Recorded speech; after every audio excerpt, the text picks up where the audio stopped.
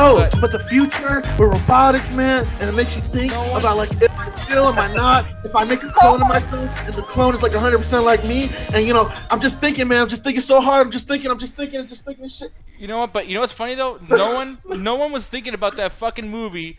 Like for the last God knows how long, it had to take a remake to bring this shit back up, which gets me back to yeah, because that's what happens. 1982. Have you guys talked to anybody that's a fan of this movie? Well, I talk to people who are fans of the movie right now, but they haven't talked about this shit until they You had know to what's so funny is that it's just a little like community of people, because literally I told so many people like, oh, what are you doing this weekend? Oh, I'm gonna go see Blade Runner. What's that? That was every really? single person. Every single person I talked to said, what's that? I said, you know, Harrison Ford. Oh, okay. I still don't know what it's about.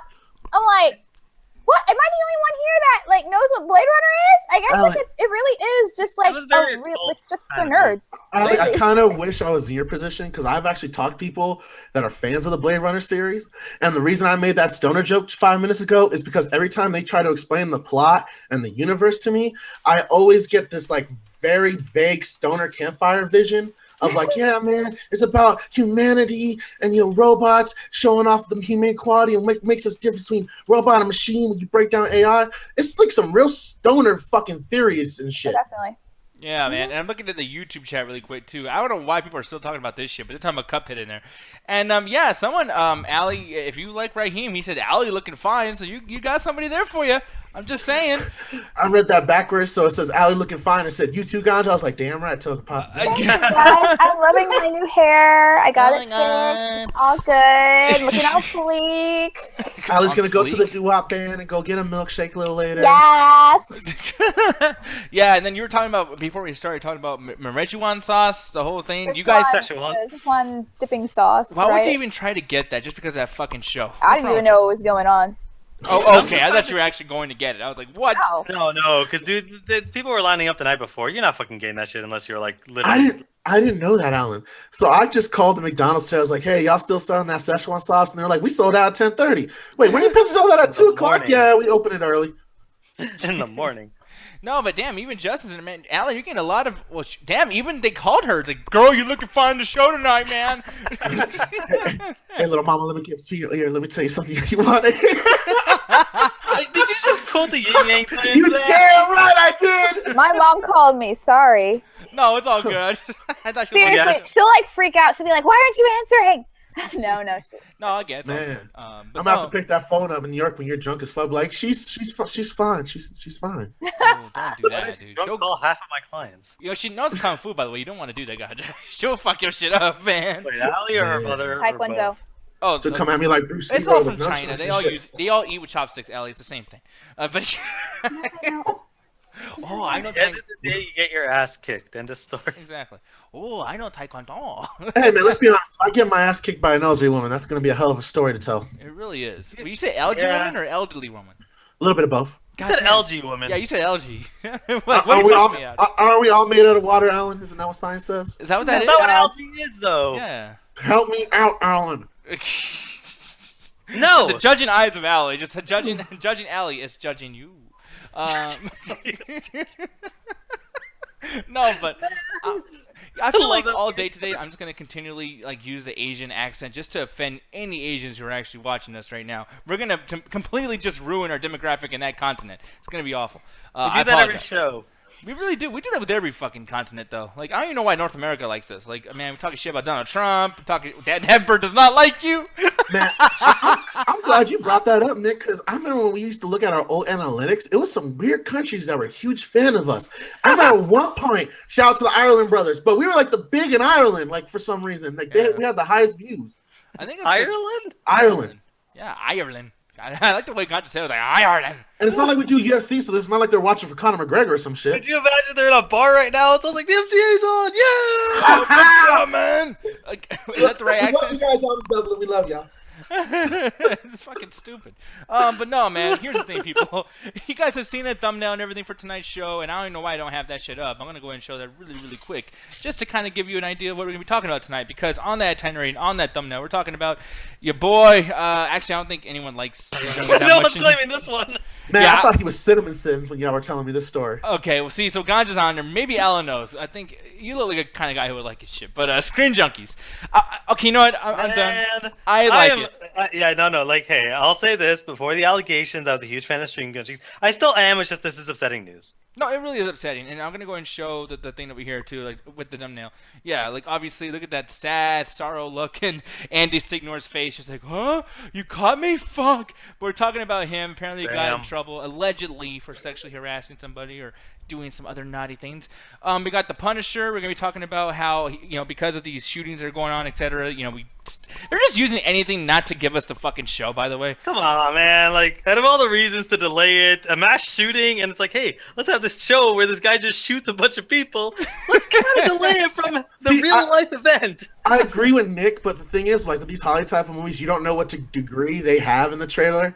Like, for instance, like they could have actual shootout in a mall, Nick, and we don't know that. That's true, but I mean, we'll see when the show comes on. They'll be like, "Oh my God, how dare they do that?" But also on top of that, Of course that'll happen. Yeah. we got Jason Statham, The Rock. They're getting their own fucking spin-off Fast and Furious movie. I know Double Toast was talking about, man, they need to do that, and people are probably thinking like, yeah, Corey, whatever, just kissing their ass. But it's actually fucking happening. So it's like we'll talk about that a lot. I actually have nothing to add there because I don't give a fuck about Fast and Furious. And then I love those obviously fucking we're movies. talking about our boy over there, Drax the Destroyer, Batista or Bautista. You know, there's like 3 different ways to fucking write his name. It's like B-A-U-Tista and then just B-A-Tista. You know, I'll just go this. How does the actual guy spell his fucking name? I don't know. I think It's a he fucking fucked up. mystery, apparently. As someone that's an old school wrestling fan, I am surprised that it's Batista now that's becoming the Hollywood lovable guy. Like, out of all of them, I thought it'd be Chris Jericho. I thought it'd be one of the Hardy Boys if they can get over their addictions. God Yeah. I just didn't see this motherfucker doing it because when I remember him, like, Nick, you remember this shit. I forget what era it was, but I think it was right before PG when they were still doing something like the bra panty matches and all that bullshit. That he was just the big, crazy looking henchman that walk around behind Triple H for their version of New World Order. Yeah. No, it's just weird. Like, I mean, yeah, the Evolution, I think they were called, whatever. But Yeah. yeah, man. So I don't know how he spells his fucking name, but apparently he's gonna get his own show. But there's gonna be a lot more. And actually, somebody brought this up in both the YouTube chat and the DT chat. And I guess I'll do like a little spoiler alert here. But yeah, like Raheem always on top of these fucking things. We'll talk about that right now after we're done with the intro. But Mr. Ganja Guru, this is where you come in, man. You gotta tell these people exactly how to get into the motherfucking call, sir. So why don't you go ahead and just say your thing? All right, folks. It's kind of been usual. About 2 years now we've been doing this, right, Nicky Poo? So we've been saying it for a long time, guys. Check out the little PM box that's going to be popping on that corner right there where I'm looking. It's going to be flashing red and yellow. Make sure to select it. It's going to be a PM with the Google Hangout link, either from me, Allie, Alan, or, of course, your lovable Ganja Guru. So make sure to look out that. And if you want to pull it up for the quick people while I'm on this road, Nick, bring up those lovely rules that they seem to love to break. For example, guys, rule number 1, newcomers, join the call first. We like those new, fresh smelling faces, so we want you guys to hit me up in the PM box, either Allie or Alan, and get you guys on the show, because we like new people. We like to meet the new community. Hell, we like to meet some people that we're going to probably meet in New York for the first time. Oh, yeah. Rule number 2, do not talk over each other. Oh, damn. I don't know when you're going to do that. It scares me, just like when I don't know people are about to interrupt me during the show. So please, guys, do not talk over each other. Rule number 3, please no nudity, folks. We have a planned show, and that includes keeping your genitals inside your plants. That'll get it kicked off YouTube, so rule number 3, please no nudity. Rule number 4, do not give anyone else the link. We have a planned show, and that includes who comes onto the show. So if we're giving out the links to anybody we don't want, we'll kick you and them out of the call. Rule number 5, read the rules, and Alley Girl, I know your mom ain't there, so drop it. Yes, don't be a dick. Yes! Man. Can you imagine her mom just comes in? I heard that. What the fuck are you doing cussing on I my was expecting her to like come in right after I said that. Like, Oh, That's man. what she said. So you're expecting her to come in right after the dick? Hey, I'll I get to that whispered, man. I whispered. That's what she said. You just said, "Fuck it." I'm gonna say that straight yeah, up. I should have seen that one coming. Yeah. That's Oh! I'm done. Oh, that was great. Anyway, nah, people. So, hey, by the way, one last rule. Yeah, don't be coming dicks, whatever the fuck. Actually, one more rule. That's actually very important, by the way, Ganja Guru, especially after some of the things we're gonna be talking about tonight. But also, don't rape people. That's just a big thing. No raping allowed. Oh, dang. That's a You want great to talk about segue. who talked about Blade Runner before the movie came out? Who the fuck talked about Nelly in any way, shape, or form until this fucking news story happened? Hey, No, man, no shit. But I was bunching country grammar for 2 weeks now, man. I'm feel bad for Nelly. I feel no, bad. the thing that's Grammar frustrating. came out 15 years ago. No, here's the thing that's frustrating, man. It's because okay, you say that, Alan, but I don't know if you remember this because it's a rapper, and you don't really. I mean, I don't know if you like rap a lot. I mean, shit. I'm sorry, this is gonna turn out bad. Anyways, the thing is, we were talking about Nelly not too long ago.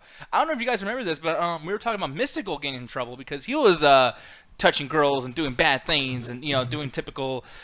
Like I guess that's a new rule now. Like when you're famous and you're a rapper, you need to make sure to rape girls, even though you talk about songs where they want to fuck you all the time. Like, why do you want to rape girls when they're all over you? Apparently, like I call bullshit some of these lyrics. Weird, man. People just say things. No one actually means 95% of the shit they say in a rap song. I feel like they should. I feel like Cypress Hill meant that shit. Like, oh, smoking weed. Oh yeah. Wait, don't talk like that. It depends, because sometimes not the party songs, and that's what they do. But then a lot of times, especially mainstream rappers will have the fucking, oh, I have hundreds of millions of dollars, and every woman loves me. It's like half the time they're making this shit up, No, Well, that's I agree. not another thing. Like, it's halftime with like from rapists because I watch a lot of documentaries, especially on Discovery Health, where they talk about serial killers, people that have mental cognitive disabilities that make them act out in these certain ways. And a lot of times with these guys, it's just a power fantasy of just taking a woman as they want, and the act of her consenting doesn't really give them that kind of edge that they get from just basically raping a woman. It's kind of fucked up in that sense. A lot of them actually get addicted to that feeling, and they become very more violent. That's why you see a lot of people become killers eventually if they get away with it. Why do I long feel enough. like people like Nelly who are not popular anymore, and something happens where they're trying to get some ladies and it's not working out? They're like childish wishes, like, no, you're supposed to fuck me. I'm a rapper. Like, don't do it. That's kind of what happens. Like when you hear rape allegations, there's always a situation in which we don't know how far that could have gone. That wouldn't necessarily mean like, oh, the act happened. That could have been attempted, Right. So it's like maybe that situation did happen where he got a little too handsy and she just yelled out Well, that. from the articles I read, they use the term rapes. I don't know if they're being hyperbole, and that's guilty with news nowadays. But from what I read from a couple articles, it seemed like he actually raped her on the tour bus. And the reason I get into a lot of the details is because the court case is still ongoing. Absolutely. So I guess they're not revealing a lot of that stuff. Of course, they But- want to keep that shit secret. Like a lot of this time, man, these guys they do it because they have the power and they know they can get away with it to a certain degree. And I'm pretty sure we're gonna hear more women come out because a lot of these guys tend to do these and throughout their career. It's not always one thing. So if we see multiple allegations come out, it's gonna be more lenient on the side he possibly did it, like the Bill Cosby scenario and a few others that I can't think of at the time. But if this is just two women and their stories start getting holes poked through, it's very easy to break liars when they bring up rape. I think there was one case that happened very recently, 2 or 3 months ago, where a girl accused somebody of rape and it turned out to be false, and she's serving jail time now. Yeah, and that's the thing. Like, it's one of those situations too, where if Nelly has the right lawyers and the right people involved with him and everything, the right amount of money to pay for these people, he will find a way to get out of this somehow. And I feel like that's why some people, like, okay, with the Bill Cosby thing, people are like, yeah, he's gonna fuck up somehow and say the wrong thing eventually. Right. So that's why they kind of continue to get bigger and bigger and become a build-up thing. With Nelly, I feel like not many people are going to say a whole lot because one girl said that she was raped on the bus or touched inappropriately, etc. And then another person said that there was some things going on between them as well, and that's where it stopped. Like, that was it, basically. So Right. I don't know if this is going to continue in a certain direction. I don't know, but it's just weird to me, man, because like I said, man, with these rappers, because have you ever heard of South Park Mexican? South Park Mexican. I think you showed me a couple of his songs before. Yeah, I mean, they did the singles of like Wiggy Wiggy, Streets on Beats, stuff like that. I mean, I know it sounds Wiggy Wiggy sounds a little weird, but it's a good song. Trust me. That's old 90s hip hop. Those titles sound dumb, but when you listen to it, it's like, God damn, this is fire. Yeah, it is. It's hot fire. But the thing is, like, yeah, man, like, he was a dude who, like, his songs were really, like, hyper verbal about, like, man, I fuck all these chicks. They're all on my dick. I don't got enough dick. I wish I had 2 dicks. The whole thing. And apparently he got caught molesting a 13-year-old on a swing set, which, by the way, what 13-year-old still goes on the swings? Like, that's a little strange to me. Right. And then, but, like, it's just weird. I'm seeing this more and more often where, like, rappers in the 90s, for some reason, are just kind of like, yeah, we need to go after those little girls, man, because maybe, I don't know. Like, hey, adult women, step your game up. Women, I mean, you know, kids are suffering here. Goddamn, what the fuck? Well, it's not only that. Like, it's easier for like the whole fucking R. Kelly crazy situation. Oh, yeah. When you have young girls are easier to fucking manipulate. Like, how many times have you heard like priests and like people with some kind of authority going after kids? Their minds are more moldable. They're more malleable. Like, that's why you don't let kids have a lot of power as they grow up, because they're so susceptible to wrong teachings and people trying to basically kind of brainwash them to act the way they want to act. And that's what happens with a lot of people, especially when you deal with the craziness of fucking Hollywood, like with the fucking R. Kelly situation, when he basically promised these girls careers, and the whole time it's just his dick. But see, that's the thing. Like, okay, like, and I know like this is like an obvious thing because everyone's like, yeah, of course, if you did like little girls, you wouldn't say this shit on the air. But like, honestly, I don't understand why if you get a bunch of chicks with these huge boobs and these huge developed bodies, these sexy ass bodies, why would you want to go after a little girl? Well, good thing you don't understand, Nick, because if you did understand, we'd be having a conversation after the show. A real thorough one. But like, if you want the honestly, easy answer, it's always sorry, go on to continue. No, go ahead. I've been talking this whole time. You actually know science, so you probably came across people that are studying this shit. Yeah, you surround a lot of molesters in science. It'd be nice for one MCA and don't get accused of being an expert in some bullshit. But anyway, but the thing is, it's a mix of one of two things: of underlying, desire to do this. That's why they kind of, guys with so much power will go over these women because they're trying to suppress some sort of innate desires. The other one, that's more likely, they just get bored after a while. Yeah. You see the same thing over and over again. The slightest thing that's different is going to excite you, and unfortunately, sometimes that means they get younger and younger. Yeah, exactly. And I know, like, Julian's in the fucking... He's talking shit right now, goddammit, talking about how Nick likes sweens. I don't know if that's a bad thing. I mean, I do like sweens. It's just I don't want to be caught out there fucking swinging. Like, it just, it'd be a little weird. Hey, man, I like swinging. Yeah, I don't. Like, in that way, too. Like, let's talk about that now. Like, yeah. No, double entendre. But yeah, man, like I said, I don't understand why, these situations happen with all these rappers and all these people in power just get into the situation. And, like, I mean, we're going to talk about it tonight during Flex and Show, but, like, I've been getting into people that have a really bad history with sexual assault. I don't know what the fuck. I promise people I'm not looking out for this shit. I'm not trying to. But god damn it. Victor Salva. Don't give Nick a private tour bus. No, I'm not gonna do that. But let me see. I'm gonna find this picture of this one dude. Because Jeepers Creepers 3 just came out, and we're gonna bring this up later on in the whole fucking thing. What do you call that? Jeepers Creepers 3. But Victor Salva, this dude, obviously we talked about this way too many times in the last month about him and his rape stuff with, and there actually is footage of him like touching a little boy and everything. Like he actually recorded this sick fuck. Like the dude's, God. Yeah, this dude's fucking weird. And like I'm sorry, but like I had to take him out of it and his whole rape thing out of it. I had to be into Jeepers Creepers 3 because it is a good fucking movie. Like spoiler alert, I liked it. Right. But the thing is, like, after him, I was like, okay, let me just get out of this whole horror thing. I'm going to go watch Screen Junkies because they have a few good fucking videos out there. And, I need something different other than the Schmodown and Double Toasted. I want to watch something else. Right. Man, dude, then I swear to God, a week after I'm into Screen Junkies, Andy Signore gets caught, apparently. Or not caught, but just there's allegations now roaming rampant about him being, I guess, a molester or a rapist. There's different stories, very conflicting stories. Right. Yeah. And there's like so much drama about him. Now, first off, before you even continue in this particular point, like Alan, I don't know if you've ever been to Screen Junkies or Honest Trailers because they do a lot of shit. But go ahead, man. Like, what is your... I'm a subscriber. I haven't just because of time. I haven't been able to watch anything Honest Trailers or movie fights. But yeah, like the main things, like he's the creator of Honest Trailer and works on it. But the main thing that he's kind of known for is Screen Junkies News and as well the movie fights. That's kind of the thing everyone talks about. He's the host of it and sometimes a contestant of it. And he's I don't really like him as a host, but I've always kind of he always seemed like he's kind of a quiet individual. Like he's never crazy or hyperbolic like a PewDiePie situation. He's always seemed like collective, like he knows what he's doing. And I thought he was married and everything. So hearing this just kind of sad to me because I'm like, man, I like this guy. Like he's a good guy. He knows what he's doing. So to hear this, I'm just hoping that this is just a story where a bunch of misunderstandings happen and it's not like an actual legitimate thing that happened. Because I'm like, that would just be the worst. Because it's like you start to think like, who else is it literally everyone in YouTube having this situation, or is it just like allegations of things just kind of going wrong or misunderstandings and stuff like that? Because the articles they're doing is just like there's nothing definitive, just a bunch of people saying stuff, Yeah, and that's the thing though, man. Like I don't know what to think because it's like this happens so often, and like here's the thing. I want to put this out there. I never get a chance to really say this because people are probably trying to help me and save me from saying it because I would look like a full of shit type of person. But I don't like YouTubers. I'm sorry. I do not like YouTubers. I really do not like people that go on there and make a shit ton of money and then they act like they do so much hard work. Like I don't know. Like Chris Stuckman has done things where he's complaining about the monetization stuff, like as if he's really having a whole bunch of hard work taken away from him. Oh God, poor me. I can't make money with my opinion. Like this is a gift to come on here and have an audience. Like you guys don't understand. Me, Ganja Allen, like we're humble dudes, and like we totally appreciate all of you guys watching us big time. You know what I mean? Because this wouldn't be shit without you guys watching us, and hopefully we can kind of get more people to watch. And yeah, we don't even make y'all watch commercials yet.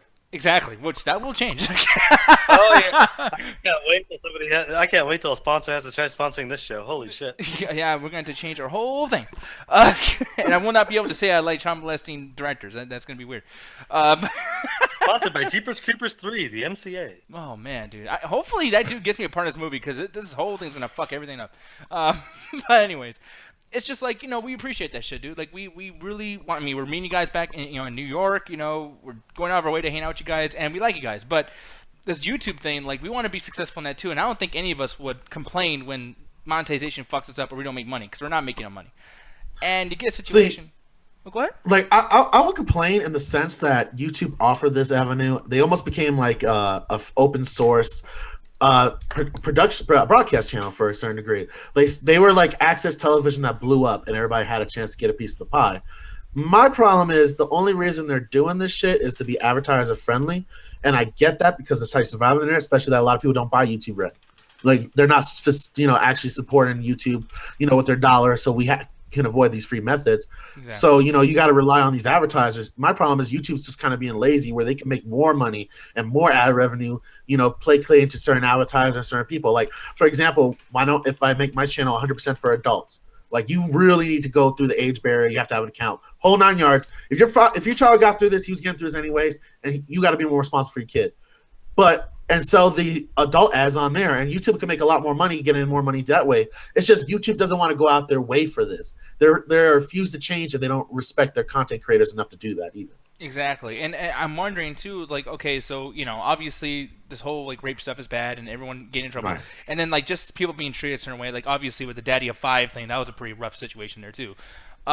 But now we're getting to the point now where it's like, are we at a situation where YouTube celebrities are being treated as celebrities, and now they're trying to get that, or they're starting to get that treatment of like, ooh, what can I do to sue this guy? Like, there's something to get out of that. There's a financial gain where I can make up some fucking lie and make a shit ton of money off just a YouTube celebrity. Like, are they big now to that extent where it's almost like a Bill Cosby situation? Because I'm surprised. I never thought of it like that. But like, Alan, what do you think about that, man? Do you feel like they're at that? It actually is. Like, they're the new, like, when you think about it, back 30, 40 years ago, everyone was like, I want to be an actor, go to LA, do all that stuff. But then eventually that dream kind of died up because people got smarter. But now it's like YouTube is basically that same medium. Anybody with a webcam can go out there and make a video and make an opinion on some game they play. Yeah, be a star. So it's a situation where it's like, now that's actually starting to get money, because it used to just be people just doing whatever. But now like these people are making hundreds of thousands of dollars a month, so they're making like real money. So yeah, you obviously have these situations where the YouTubers themselves feel like, hey, we're big shit, we can do whatever we want. Yeah, these situations. Then there are people's like, oh man, I could just say whatever the fuck I want and lie my way to money. Yeah, exactly. So it's everything that goes full circle. I honestly think because we're such in a new media, we're experiencing, I think, what early Hollywood experienced in the 1920s. Exactly. The only reason you don't see a lot of rich people and a lot of fame is because there's other sources of entertainment that you just don't depend on YouTubers. But when you look at like the younger generation, like my brother is, I think he's like 8 now, and I'm lucky to have this kid because I ask him some questions sometimes, like as research for the shows. And when he found out I was becoming a YouTuber, that fucker lit up. Like if I told him I was becoming an actor in Hollywood or something and I got a role or a gig somewhere, like he was so thrilled to see me on YouTube. And from what I heard, he talked about it in school and stuff. So YouTubers are, I think, the new celebrities for the newer generation because it's more personal and you can get in contact with us. And there's more sense of we're regular human beings, we're celebrities. They feel like they're far out there. They're more of, I guess, not gods, but that kind of like distant cult celebrity status that you get from like famous people. And with YouTubers, it's much more accessible. Hell, we sometimes comment inside the comment section and bullshit with you guys in there. So it's more accessible. And my problem is, I think a lot of people are blaming the media when it's just certain individuals that are acting out and who are using the abuse of power, just like what you saw in old Hollywood, with people doing that shit with their fans and just abusing power back then.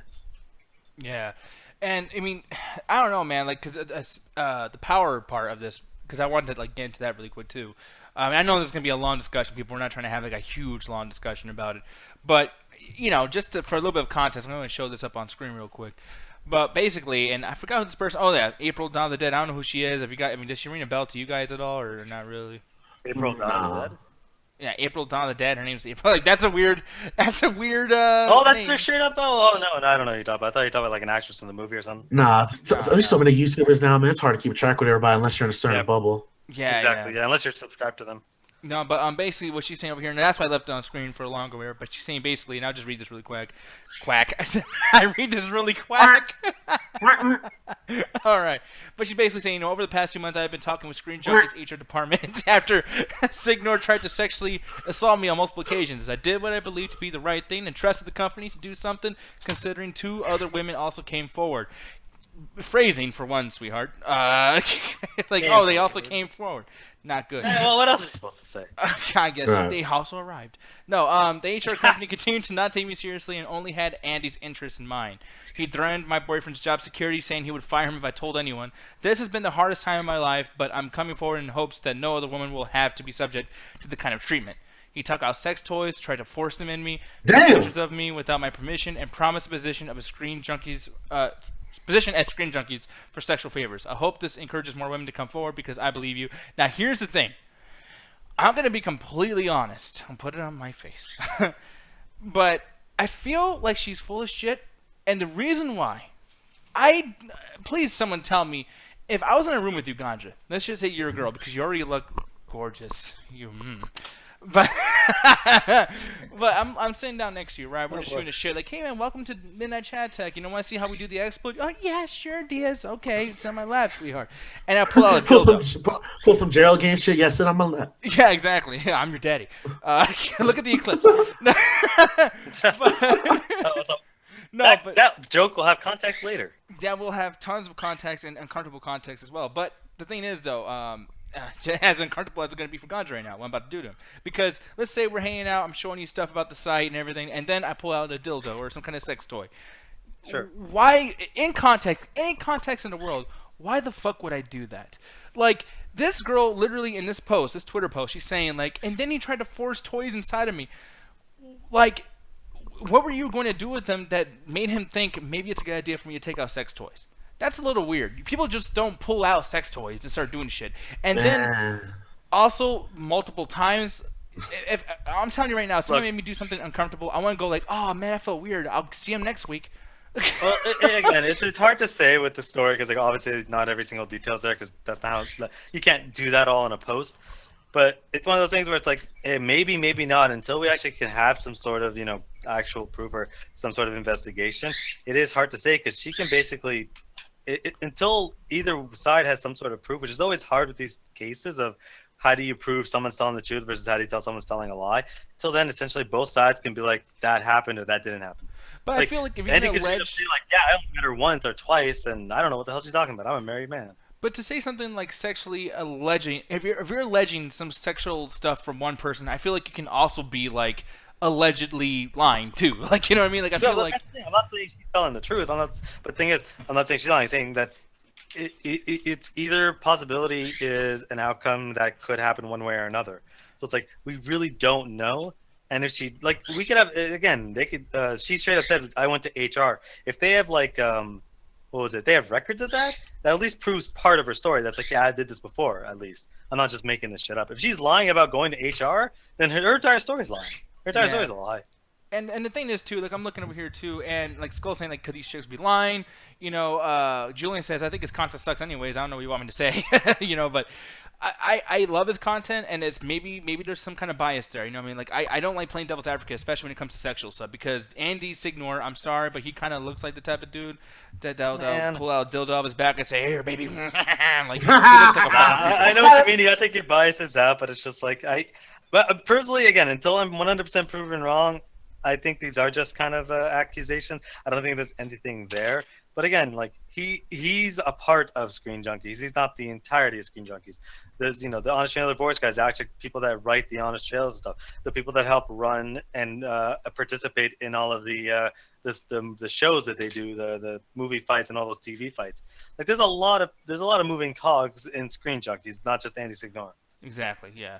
And I mean, hopefully this isn't her honest trailers. I mean, they even got what's his name? The guy Matt Ryan, I think his name is, the director of Dawn of the Planet of the Apes, the guy who actually tweeted Double Toasted. Oh yeah, where they got was it Dawn of the Planet of the Apes? Oh no, yeah, I think it came the latest one. Or War for the Dawn of the Planet of the Apes, and War for the Planet of the Apes. Actually, War for the Dawn for the Rise of the Planet. War for the Dawn of the Rise of the Planet of the Apes. Yeah, man, if they say some title like that, man, fuck them. But anyways, dude, they're on the same trend of Rise of the Tomb Raider. No shit. It's just like the definitive Dawn.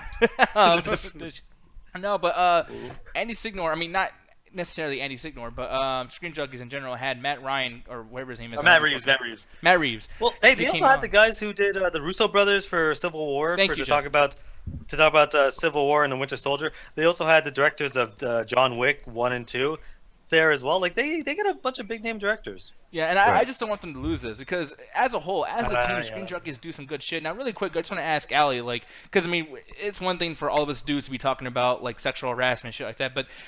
And I don't know if you know the whole story, Allie, but like when it comes to people, like a girl saying something like, "Oh, like we're hanging out, and multiple occasions he tried to sexually assault me," do you feel at a certain point like you stop going there if someone tries to sexually assault you? Like, is there a way you can kind of twist this around where it's like maybe something makes sense for her to come back after being sexually assaulted? Can you see that at all, or not really?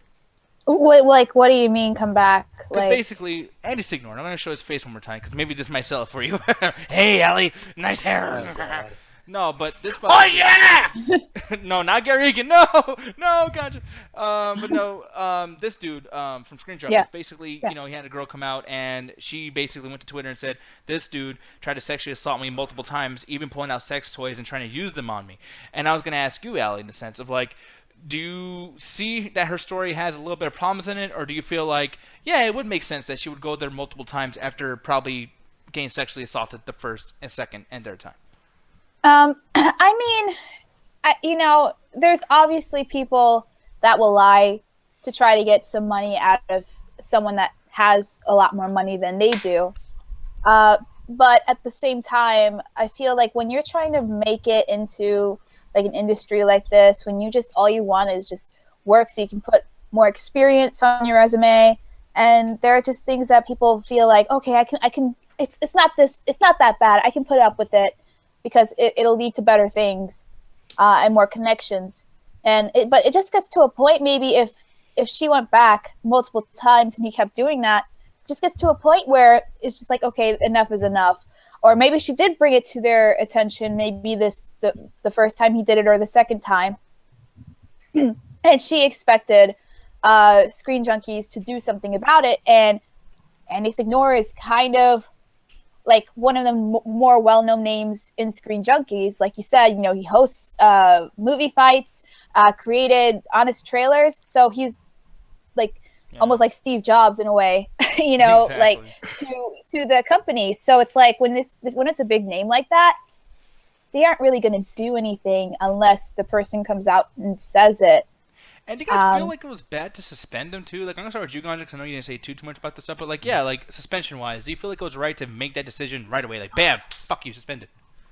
Well, my thing is, like, I always say, let the courts decide unless someone decides if they're guilty or not. But usually when it comes to cases of sexual assault, I always tend to side on the victim because, one, even if she is lying, that will come out in the court proceedings, and that will come out when his lawyer gives her the third degree and everyone starts questioning, poking holes in her story. Hell, especially if she gives it to a jury, they're going to honestly look at it more unbiased opinion. Hopefully, that's the system's supposed to work. Yeah. But in my opinion, is like I always stand with the victim because I know how hard it is for a lot of girls who've been sexually assaulted to come out and tell the truth. And I don't know if, like Allie says, she could have been just like, okay, this is just it. Like a lot of girls put up a lot of shit. Like, for example, like Allie, we probably made a few jokes that, we're closer now. We consider each other great friends, and you probably will call us out like, hey, I found that assaulted or I found that too sexual, and we'll correct it. But a lot of women, especially when it gets to like, we're MCA, we're more of a crew of friends rather than business associates, whereas she was looking for a business opportunity and a job. So you're more like to let shit slide when it comes to that. Like how many? You gotta think about that some people just don't have enough money to like pay for bills, and they rely on this. This is their only job. So it's like you got to kind of put up with it, even though it sucks and you feel violated. It's like these people literally would be like starving otherwise because they wouldn't have a job. And then he did the most natural predator thing. He threatened her loved one. And that's something they always do. They always threaten your loved one, or they accuse you that you're going to shame a loved one or a family member. It's usually your mom and dad, but if they know something more personal, they bring it up. And she mentions that in the tweet where she threatened her boyfriend's job because apparently he also worked for the company. So this is probably her way of trying to get, trying to be more friendly with him and trying to be – hell, even if she was being flirtatious, it doesn't prescribe him to take it that far to that point where she is now being basically – assaulted sexually and not being allowed to give her consent in these aspects. And especially the fact that he threatened her boyfriend shows that he was willing to take the extra mile to keep things quiet, which is a very key aspect of predators when it comes to sexual assault. Exactly. And one thing I want to look at the chat really quick too. Justice saying it'll be a sad day if Allie accuses Nick Diaz of sexually harassment. The one thing is, no, it'll be me, y'all. It'll be me. No, the thing is, I've actually sexually assaulted all of you guys verbally. Like even Chicago John has come in here, and I'm like, ooh, look at that ass. So I'm always fucking with everybody, and I will stop doing that. I apologize. Yeah, and Alan, Chicago John, I want to bring them up around you, huh? Again. Let it go. No, and then Jet, and on a more serious note, Jet saying I doubt she's lying, depending on how long ago the indecent exposure, or whatever it was, she could have just forgotten things. And actually, in the article too, it's funny that Jet said that because in the article, she's even saying like people like this is on Twitter, this is on Instagram, whatever. Like the story is a lot bigger. There's a lot of shit I'm leaving out, but I'm just telling y'all like these are the big things. And on top of that, too, I'm not the only one. Many other women have actually came forward with it, too, which I'm actually kind of scared of because it's like, it could be like, oh, girl, you're going to get that money? Man, let me in on that shit. Yes. Sure. Like, tell me about your thing so I can kind of say the same thing, You never know. Yeah. But at the same time, like I've said previously, I wouldn't be surprised. Andy Signore looks like a fucking dude who would like to put his hand in the cookie jar. And Skull's right in the chat. Like they suspended him mostly to avoid a lawsuit because if they knowingly keep him on staff, Alan, you know this for sure. If they knowingly keep him on staff and it does come true in the courts that he was basically a diddler, they're going to get sued for basically allowing their employees to be in such a hostile environment. Oh yeah, like 100%. And it's something that's kind of like I know you always you said side of the victim because more often than not these situations go with that. But to me, it always bothers me that as soon as this happens. As soon as you hear the story, people have a bias. Like as soon as you hear the story, you can no longer be unbiased. You're either automatically siding on one side, and that's something that always personally bugs me. No matter how this turns out, it could turn out he's totally innocent or he's totally 100% guilty. I just always hate that bias that we automatically have to have as a society as soon as this fucking happens. That one side is automatically right, and this happens so often. Like Nick, you just said it right now. It's like, oh man, that guy looks like it's like that guy gives me those innocent. If he turns out to be innocent tomorrow, Nick will be like, well, shit, he still looks like one. It's like. There's no winning in these situations. Like, I assume the worst of people. So see, that's the thing. I don't mind that now that the bias has switched to the offender because a lot of times people would just automatically defend the guy that is raping girls. Like if you look in, especially in the history of America, you look through all the past cases of this happening. How many times have you heard like a football player, some Ivy League kid get off because he knows people, or hell, sometimes that you have a dirt poor person that gets off because the court doesn't want to believe the girl because she's some redneck type trailer trash girl. I'm not saying that having the bias switch is the same problem, just in reverse. True. I'd just rather be in the defense of the victim rather than the guy that's because for one, if you're Ron too, Ganja, if you're Ron, it's less like crucial. You know what I mean? Because like you're not, you don't want the bad guy to get away with something. That's a bigger but if sin he's wrong, then you just ruin someone's life for some money. Well, not that if I'm wrong, I also could switch it around and do it like a lot of people did. What happened with that one girl that got accused that had support, and then she found out she was lying. You can easily switch around and start telling people that that's wrong and they deserve jail time because I believe if you do lie about rape or about molestation, you deserve jail time. You're wasting the courts. 2, you're wasting the police, and 3, you're making it much harder for people who have actually suffered to get justice. Exactly. Yes. I mean, I completely agree with that. But I'm gonna give a couple of links out. I'm not gonna have this room full because I've been noticing a lot of interrupting things like that lately. Not like with us right now, but just like in the last shows. And I am gonna start kind of trying to change the MCA just a little tiny bit because sometimes a lot of fucking words get out there and no one can get their actual opinion out because I have to skip people and I don't like skipping people. So with that said, it's gonna be a surprise. If you guys get a link, that means I like you. That means I wanna hug and kiss you. But while we're talking about that, Alan, I'm fucking. He wants to show you his box of dildos. I want to. No, but Alan, why don't you tell about tonight actually? Because I'm not sure if you have it ready or anything. But if everything goes good, yeah, we're talking about the after hours and whatnot. Yeah. Because Blade Runner came out literally yesterday, and that's how we started the show off. We're actually gonna watch the final cut. Ganja actually went and prepared a few shorts. We're gonna try not to watch the exact same ones we watched for Anime Night, but just a few things to get the movie ready, and then actually watch the movie. This will actually be the first time I've ever sat down and watched it, so it's gonna be interesting to kind of check it out and see what it's like, after like almost over 30 years since this movie came out. So it's gonna be interesting and fun time to watch. So. Yeah, and I see Justin Zarian's in the call. Hello there, sir. You son of a bitch. I don't like you very much. No, I'm just playing. You and Ganja could learn to speak English properly. Hyperbole, I think, was that word that you used earlier. Hey, man, you got the gist. You understood. I ain't got to be a grammar Nazi. Justin has the gist, trust me. Like, all over his face. But, Julian. Hey, look, it's a Jewish Pikachu. Aw, that's fucked up. I'm not fucking around, look. Now, here's the thing, so I'm going to bring you guys in. Rabbi Pichusky. Pikachu, you sue. Oh man, no, but one thing too. So I gave it to Julian. Justin, I don't know how you got in here, but that's cool. And then Adrian, I haven't had you on a long time, so you better be looking at your fucking PM system, honey. Or if you don't, I'm gonna bounce those things like Sugar Ray Leonard. So anyways, in a bad way. I'm not trying to make you feel good, by the way. I want to like smack the fuck out. Oh, that fucking hurt. Damn, you're a dumb shit, man. I don't know what. Jesus. I gotta start exercising because something popped in my arm. God damn. You know, dude, what you need to do? You need to get on that fucking fitness line that Jason Statham and The Rock are in, man. Oh! I thought you were telling me to get a shake weight. Oh, man. I love this. Well, okay, tell me why you love this, because I hate this shit. Man, because the thing is about the Fast and Furious movies is like, I saw all of them before I saw the first one. I went back and watched them. Like, they've always been really average to decent movies. Then, to me, like, 5 happened, and I was like, oh, 5 was, genuinely better, because they stopped being straight drag race movies and race movies and decided to basically just be kind of like interesting spy movies, almost like Mission Impossible. So they stopped being fast, but they started becoming furious. No, they're still doing stuff, but it's basically Mission Impossible if Mission Impossible was good. That's kind of how I've always seen Fast and Furious, and it's like with Fast 6 came out, I'm like, oh, Fast 6 is really good, because what I like about it is it does a lot of the crazy spectacle stunts that you expect from it, but when it's not doing that, there's a lot of low-key stuff that they do a lot with building these characters. And yes, a lot of it is cheesy, and a lot of it is over the top, but they always try to keep this heart in the center of it, and it always works well. Like in 7's my favorite one, because they do all the stuff, the crazy spectacles, the cool action, but they also give me what I personally like, and I love hand-to-hand combat. When they brought Jason Statham in, like, The Rock is great, The Rock is cool, but when they brought Jason Statham in, I was like, yeah! Bring him in for more. I can't fucking wait.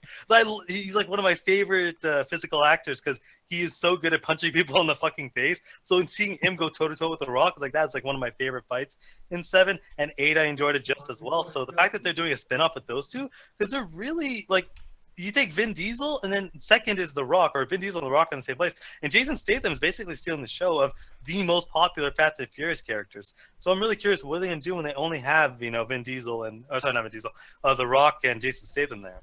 I mean, I feel like it's going to work out very well. Now, really quick, I'm just going to move this on to Julian Himmendingleberry. How you doing, sir? So, Good. Fast and Furious. Go ahead, sir. I think that this is brilliant marketing. Marketing, but do you feel like it's going to be quality product? None of the movies are good, man. Yeah, man. Like, I like them, but they're fucking dumb. Like, I would never say, like, oh, Furious 7, what a great film, Like Tony Jaa didn't save the franchise in 7? I mean, I just look at them as, like, really fun exploitation films, just big stupid shit, and like this marketing that they're doing, like it fits perfectly in line with it. It's like, all right, like build this shit up, have a poster with them going like this to each other, like do whatever. Like I'm ready. Yeah, it was almost like a superhero type thing, whatever. But Justin, I'm noticing your internet's fucked up, so I will mute your fucking ass later on. But really quick before I do so, I'm curious what you think about Fast and Furious, man, because I mean, you are a big movie buff, and if people don't really understand, like Justin is probably the most cinematic, like super fan out of all of us. I think. I mean, I would actually say Justin's more into movies than Julian, maybe a little bit. I don't know. But what do you feel about this, Justin? I've only seen one Fast and the Furious movie, and that was 7, which. Man, it's a favorite one. Yeah. Well, to be fair, yeah, it was enjoyable. It's stupid as heck, of course, but yeah, this pretty much is just a stunt. I mean, it was one of those things where everyone's like, "Oh man, Dwayne Johnson and Jason Statham, they have so much chemistry with each other," and they actually pushed back Fast and Furious 9 for this crossover. So, Okay. I don't know. I mean, sure, okay. You know, it's not like Dwayne Johnson's hurting for work. I mean, he's got like 7 other movies down the pipeline right now. Yeah. So. I wonder if Kevin Hart's gonna show up in this. That would be great. No, I would be no. mad. I would be so mad if Kevin Hart. Allie, come on, girl. No, man. No. Okay, let me Fuck ask that. you. Allie likes to go with. She likes to experience in movies. Like I've noticed that you love to go see every movie, whether you're into it or not, at the movie theater. You're a big movie theater person. No. More often than not. Well, No, not everything. I mean, didn't you see like Beauty and the Beast at the movie theater? Like if you can go see that movie, you can see anything. Cause that movie. Fucking Hey, movie I saw it and I hated it. Like very good, by the way. Because Adrian, when Adrian comes in here, I'm gonna yell at her ass again for liking that fucking movie. But what were you saying, man. Ganja? In Allie's defense, at least she didn't pull what a fucking Alan did and go see Assassin's Creed when the world told him don't. The I'm movie sorry basically that I told like them. to form my own fucking opinions and not just say it sucked. Well, did you watch it? No, I just heard it sucked. well, you Al, can do when you guys that like ask- 3 freaking months after it's been released, and you get a good copy What are you talking that about? you It's can not the legally day of. download on the internet. Dude, Guys. I saw it the day it was like released. I literally saw it the day of. I got a Allie. question for you guys. When you think back and like, oh, who was the first person to get stung by a bee and realize you get inflated? Who's the first one to get stung by a scorpion and realize you can die? That was Alan. He never listened to anybody. Okay. He had to learn. So me making my own fucking opinion apparently is a bad thing. Okay, He I'll was start the kid making that had shit to up. touch the opinion. stove. You can make your own opinion. Damn. Just do it when you can watch it for free. Man, she about to smack the fuck out you. Come but on, really man. quick- If they made an Uncharted movie tomorrow and everyone told you, Ali, it was crap, you'd at least check it out. Here's the thing, though. Because I like Assassin's Creed. I still didn't go see it. But Ellie, I'm gonna ask you really quick though, because I want to get into a video. Like we all know Alan's stupid. No, I'm just playing. No, Alan's great. I'm stupid. I'm a dumbass, everyone. No, but Ellie, like, what do you feel about Fast and Furious? And are you a little bit excited at the fact that they're having their own spin-off and it's not gonna be so crazy with Vin Diesel and everybody, or not really? I'm not really excited. I mean, like I didn't see the last Fast and Furious. I saw the one, after Paul Walker died. That's yeah. that's one that everyone wants to see. That's the one that they're just gonna call it the Fast Furious, Yeah. the one when Paul Walker. It was 7, yeah. It's just getting more and more outrageous, and I think that after Paul Walker passed away, it's just the heart is not there anymore. Honestly, before it was very much like a family, pun intended. But yeah, now it just seems like, okay, this is obviously just a cash grab, and I mean, they're all cash grabs, but at least the other ones had heart. I just see this one kind of being, I mean, I feel like it's gonna be too, but it's one of those situations where it's like, man, if you're gonna do a movie like this, you're gonna do an action movie or any kind of Fast and Furious movie. We all know that we want to see Jason Statham, The Rock, more so than we want to see boring ass Vin Diesel, who went off on his own and did XXX chocolate fucking milk, whatever the fuck Man, it's called, and it was that terrible. that might not be the best movie ever, but I had some fun with that movie. I like how God had to bring in the wrestling. I did not think you're gonna do the DX thing. Oh, dude, I got in trouble because I did that in school. Look at Mom, boy. suck it. keep letting me watch that show. Stupid. That's why I Parents learned to keep that shit private. I'm telling you, my parents were lazy as fuck in 1998. But anyways, fucking yeah, man. This whole thing with Fast and Furious, Alan. Look, you like your hand-to-hand combat and everything. You like your superhero shit. So looking at this, and I saved you for last for a reason. Now I'm gonna save Ganja for last too. Ganja, I'm gonna get your opinion on some of these things as well. But I mean, do you feel like this might start off a whole spin-off trilogy or spin-off series? It's hard to say because when they were making these movies, it was always Vin Diesel and Paul Walker that were stars of the show. That's why when they made the first one with Vin Diesel and Paul Walker, the second one was all right because they added Tyrese in, but the third one just completely failed because they didn't have any of the original people in. So that's why they rebooted it and did the whole chronology. But the thing is, it's gone to the point where it's like, okay, Vin Diesel is still selling the movies, but when The Rock came in, he started also selling the movies, and then Jason Statham as well. So it's like, I think this will still do well. I don't know if they're going to do a trilogy. I don't really know what they're doing with this. But I still think they'll be able to sell it, because as long as they still call it Fast and Furious, as long as they have, Jason Statham and The Rock in the front, it's going to sell, because not only do they have their own brand recognition outside of it, people also know it's like, oh yeah, these guys are in these movies, and they make it just as fun. They make it an incredibly fun ride. So I think this will do really well. Like, I don't know if trilogy will do well, but I know the first one will.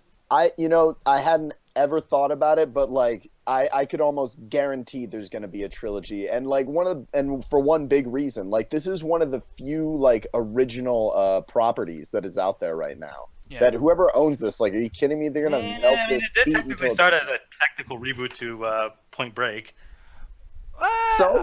Yeah, because like I mean, you're talking like in techniques, and like for me, it's like when it comes to Point Break, like there's a reason why there's not 20 sequels of that shit. Like it was a Keanu Reeves one, and then they rebooted, not a sequel, but they rebooted that shit. And I never saw that bullshit. I'm trying to think of all the cholos in Point Break. I'm fucking confused right now. Wait, what? Like he's like, oh, it's like Point Break. I'm like, wait, how many cholos and like how many? No, basically, I heard before I saw the first Fast and Furious. I essentially saw Point Break and Fast and Furious 1 in one sitting, and someone was like, yeah, that Fast and Furious 1 is a remake of Point Break, but with cars. And when you watch it, there's straight up entirely like similar scenes. Yeah, in both those movies. And I feel the same with like the superhero movies. I know you guys feel the same about Transformers or like the action movies from like the 1990s, etc. So it's like a lot of these things will look like the same or whatever. But the thing with Point Break is that it was definitely like one of those like parkour, like let's just fucking do cool white dude shit, Mountain Dew, man. And like Julian right there. Yeah, literally that's what the plot of it is. The plot of it is these guys are like, man, we don't want to work. Let's just go rob a bank so that we could just fuck around in the summer. But the difference with Fast and Furious, though, is I feel like the characterization, like I hate to say it too, because it's Fast and Furious. Come on. Oh no, you're right. Like that's what made it. Like the fact that they started building these kind of characters. So yeah, he starts off as an undercover cop and eventually kind of breaks rank because he realizes that this guy's he's not a bad person. Like Vin Diesel's not a bad guy. He's just on the other side of the law. And then as you see the movie, you start seeing like, yeah, The Rock starts feeling the same way. It's like these guys are criminals, but they're only criminals because we told them. We said, yeah, you guys are bad people. They're criminals, you know what I mean? Like, yeah, they're like the technical term. Yeah, you guys are technically criminals only because you're not doing it for us. Yeah. Right. Yeah, but now there's superheroes in this series, so they can't be hurt anymore. No, exactly. Justin, and I loved how you segue into that because, yeah, man, like, that's the thing. Like, this whole thing with the superhero situation, I feel like we're going to get into universes. We're going to get into, like, like Vin Diesel's going to have his own fucking storyline somewhere, and then might have something to do with Mission Impossible. You might see Tom Cruise fucking appear. Yeah, Tom Cruise joining this would be the greatest thing in the world. Because when Jason Statham wanted to join, I was hearing jokes that, the transporter finally joined the Fast and the Furious. I thought he played the same character. Dude, at this point, you might as well call that fucking movie All Stars and just have everybody from action films. It's Expendables, but it's Expendables, but successful. Yeah, it's Expendables, but younger, and no one needs like Vicodin like throughout each scene. Like, we all back to keep pumping Vicodin into his face. I know, like, give me another shot. Now I can walk again. The whole fucking thing. So is this going to be called Fast and Furious like subtitle, or are they going to do a different title to try and differentiate it? Or that's a good question, honestly. I bet it'll be their character names, like Versus or something. Yeah, like I don't even remember. The only good that's come out of this whole hype for this new Fast and Furious is the Tyrese shit. I love that. Where Tyrese is just losing his goddamn mind on Twitter, just talking massive shit about Vin Diesel and Dwayne Johnson. That is all marketing. Dude, they didn't call him to be in the fucking what was it? The fucking reboot or not reboot, the spin-off, because no one cares about Tyrese in the Fast and Furious movies. No, I just they care. I think they care. No, he's the punchline to every joke, man. Yeah, he was. That's the punchline in the movies, yeah. Yeah, but he's like Ludacris, like, he actually, does stuff. He actually adds to the plot. He actually does it. Tyrese is just to look at the camera going, man, I can't believe this is happening to me again. Like, he always does this every movie. No, man, but that's the thing, though, man. Like, I just hope, like, maybe at some point we see Keanu Reeves come in this fucking thing or whatever and play this character from Point Break or some shit, dude. Something. Like, oh, man, the 90s cinematic universe, man. I was thinking comes in as John Wick, man. Fuck John Wick. I want that FBI agent for Speed. Nah, fuck it. Let's just go Fuck yeah. Matrix Neo. I want Neo to show up. Dude, I want to see The Rock and Jason Statham on that bus. We need Goes in on a bus. Yeah, like Jason Statham, The Rock right there is like, Rider goes we can't go crazy. slower than 30 fucking miles per hour. This shit's gonna blow up, man. Okay. We need more. We need more Keanu Reeves 90s action movies. Anyone got anything? I'm out. He was not that famous in the 90s as we thought. What are you talking about? He was in every movie in the fucking 90s. He was in big franchises, but he was in not a lot of movies. And imagine Yeah, the bus dodging out the cars and in slow motion, like the Matrix. Oh shit! No man, it's gonna be stupid as fuck. This movie's gonna Yeah, be but dumb it'll be as shit. fun and all the action will be awesome. So Yeah, so we'll see. Wait, that's the wrong shit. That's It's the not wrong Flex show. God damn, well, it's the right show, just the wrong Flex season. it too. We're gonna Oh, we're you're gonna, right. I'm we're gonna sorry. review all 8 or 9 fucking I in swear, order I will Fast and Furious. quit. Motherfucker, don't test me. We family. I can do it in a minute. Now, one thing too, this is gonna be a little bit of a deep thing. I was gonna talk about this after the sexual harassment thing, or whatever the fuck, but it was like, yeah, too much deepness. So we got stupid. Now it's time to get smart again. Punisher. Here you go. So you would think that this be us just like orgasming. Oh my god, John Bernthal. Oh my god, Punisher. The whole thing. It's not. Apparently they were. I feel like here's the thing. They're really trying hard to not market this with the whole like release date and the whole thing. Reasoning why is because it keeps us on our toes. Every time we see a teaser, we're like, oh god, is it coming? Oh, the Punisher. I'm ready to get punished. The whole thing. And now they're starting to do this shit where it's like, man, we're going to release this. We're going to tell you the date. But fucking the Las Vegas shootings. Yeah, I thought that can't shit really was- blame them. No, I can blame them because that shit has to be untrue. There's no way that you could tell me that their luck was that bad that it landed directly on the Las Vegas shootings. Like, This isn't the first time that's happened. You know that. Yeah. actually, I don't know. Like, know that. Julian, tell me, like, what's up? Dude, Columbine shooting. I feel like I've said this before on here. The Friday like that happened, like I think it might have been like 2 days after Columbine. Mhm. This little movie called Boondock Saints was scheduled to come out, and it fucking bombed because no one was into a bunch of like vigilantes going out shooting people. So I think that this was a very smart move for them to do that. Like, imagine like they would have just gone through with their marketing. They're like, get punished this date. It's like, wow. Then they show him shooting the screen. It's like, Jesus Christ. Well, again, this actually happened more recently. There's this movie called it was originally called Neighborhood Watch. It was I can't remember what the movie was called, but it was one of the guys from Lonely Island who's directing it. And the movie came out the same week that George Zimmerman get killed, and it's like that just kind of tainted that entire kind of movie's entire release. Yeah, it's called The Watch now. Yeah, The Watch. Yeah, I forgot what the movie's called, but I think it was originally supposed to be called Neighborhood Watch.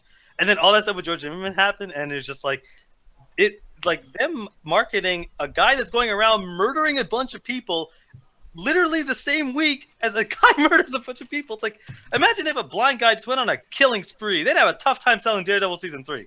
Yeah, well, then Yeah. also, I think Nick will probably cover this too. There was another movie that got delayed that's almost basically the same thing. Do you have that on your notes, Nick, as well? No, actually, I don't. Go ahead. Death Wish. Death Wish got pushed back as well, and I think it's because of the shootings. Because, like, yeah, Bruce Willis going around shooting up, gangsters and such. I doubt that's going to have the same effect after the whole Las Vegas shooting stuff. Man, this has always happened. Like, even I remember in the early, I think it was the 80s. I don't remember as I was there because it's like the 80s, late Before 70s. you were born. I remember this because I know a lot about Paul Cole's history, but I forgot the guy's name. But there was a vigilante on the subway who shot some 2 black kids that were supposedly trying to rob him. And a lot of people were blaming, that Robert De Niro movie that came out. I'm trying to remember right now. Taxi Driver. Taxi Driver. They were blaming Taxi Driver for it, because they assumed that he was inspired by Taxi Driver to carry a pistol, and a lot of people were doing that in New York at the time as well. Oh shit! Yeah.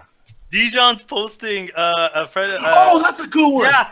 Oh god, yeah. That fuck. How did we forget Spider-Man? Wait, what happened? No. Spider-Man and this one. Yeah. This is what the fuck's this movie called again? Well, Lilo and Stitch. Lilo and Stick. Why did I say Finding Nemo? What the fuck am I talking about? Yeah, if you see in the GIF and you can find the video, basically in unreleased.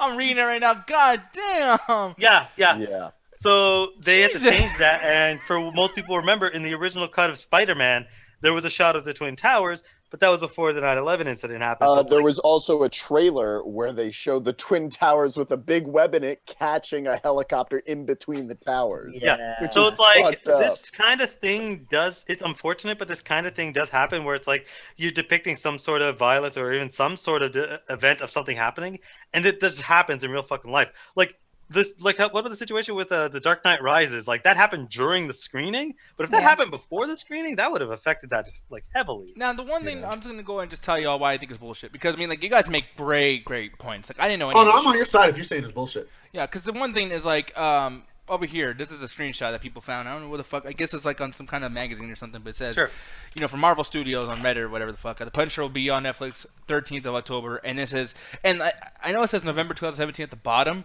And I guess this is supposed to be released later on, whatever the fuck. I don't know what the deal is. But I saw another screenshot. It's not the same one I'm thinking about. But another screenshot said November 17th, the Friday before Thanksgiving. And I saw that screenshotted on IMDb, on many like, comic book sites and things like that. And I was like, oh shit, like, it was released. Even in some people's cable providers, people were actually going through, like, certain things, or, not cable providers, fucking, I forgot what it's called, but, like, some DVR type shit for Netflix, like the Rokus or whatever. And it said that was going to be released on that day as well. Like, it's really weird how so many screenshots got released, and then these all have been debunked somehow. And I don't know if Marvel's telling people, hey, don't you put that shit out there, man. Like, I don't know how that stuff kind of works, because I'm not really a big movie TV guy. They probably wanted to change it. They probably wanted to shift. Like, I think originally, I guess it was supposed to come out, but they're like, let's push it back a little bit, because it's still, like, it's still raw, you know? Yeah, and, like, this over here, too, like, the whole October thing, this seems more likely, because if it was going to come out on October 13th, obviously this is pretty close to the Las Vegas shooting. So this, I do feel like maybe this was a legitimate leak. But I'm going to ask you guys, do you guys feel, I mean, I guess I kind of have an idea already, but I'm just going to get, like, for sure, like, Alan, I'll start off with you. Do you feel like people would have had a problem with this if Punisher did come out October 13th? Because I feel like 2 weeks is a good enough time, maybe, you know. I don't know. My opinion with this schedule of these BS shootings is after a week, people will fucking forget about it. They'll have the argument about gun control, then just brush it out of their fucking mind. So maybe, I think it's a situation if people will stop talking about it. But if they do release something that's this violent, right, rare, it's still gonna be raw. I think they're probably, if they do release it, maybe, but I think they're gonna wait a month, like sometime in November. Okay. Allie, what do you feel about, like, how long should they wait with Punisher coming out eventually after the Las Vegas shootings? Yeah, a couple of weeks. Because honestly, people are going to forget about this anyway, honestly. Yeah. Unfortunately, that's just how our freaking country is. Yep. Yeah, just a couple of weeks. And I feel like, too, with the set, because October 13th is somewhat a couple of weeks, so they shouldn't have changed anything, you know, by that type of logic. And for me, personally, I feel like there's going to be another shooting, like, October 20th. Like, you know what I mean? Like, you might as well put dates on it now. I mean, I'd be surprised if we don't get another bombing or something by the end of October. Nick, someone did the math, and these shootings have been happening every 62 days. Are you serious? Really? Yeah, someone did a statistic, and, like, recently it's been, like, every 2 months there's, like, one of these shootings. Believe it or not, I've done some research on this shit. Yeah, I never do research on this stuff just because I'm just kind of like, yeah, because when that's not happening and it's not a story on the internet, somewhere else it actually is happening still. Like, I'm sure 62 Days is the big ones, but there's shit like this happening every week. I just assume because, yeah, every time I go on Facebook, it's someone dead, some fucking body cam footage of somebody being shot in the fucking head for not having a gun. Like, it's continual. You know what I mean? So, I don't know what the fuck's going on. Yeah. But Justin, you, like, how long do you think, if you were an executive doing this shit, how long would you wait? I mean, it's just the problem that you can't predict this stuff. I mean, and I hear a lot of people just saying, like, we don't need a Punisher show anymore because, you know, a Punisher isn't relevant to us anymore. And, I mean, no content is relevant, really, in the end, I feel.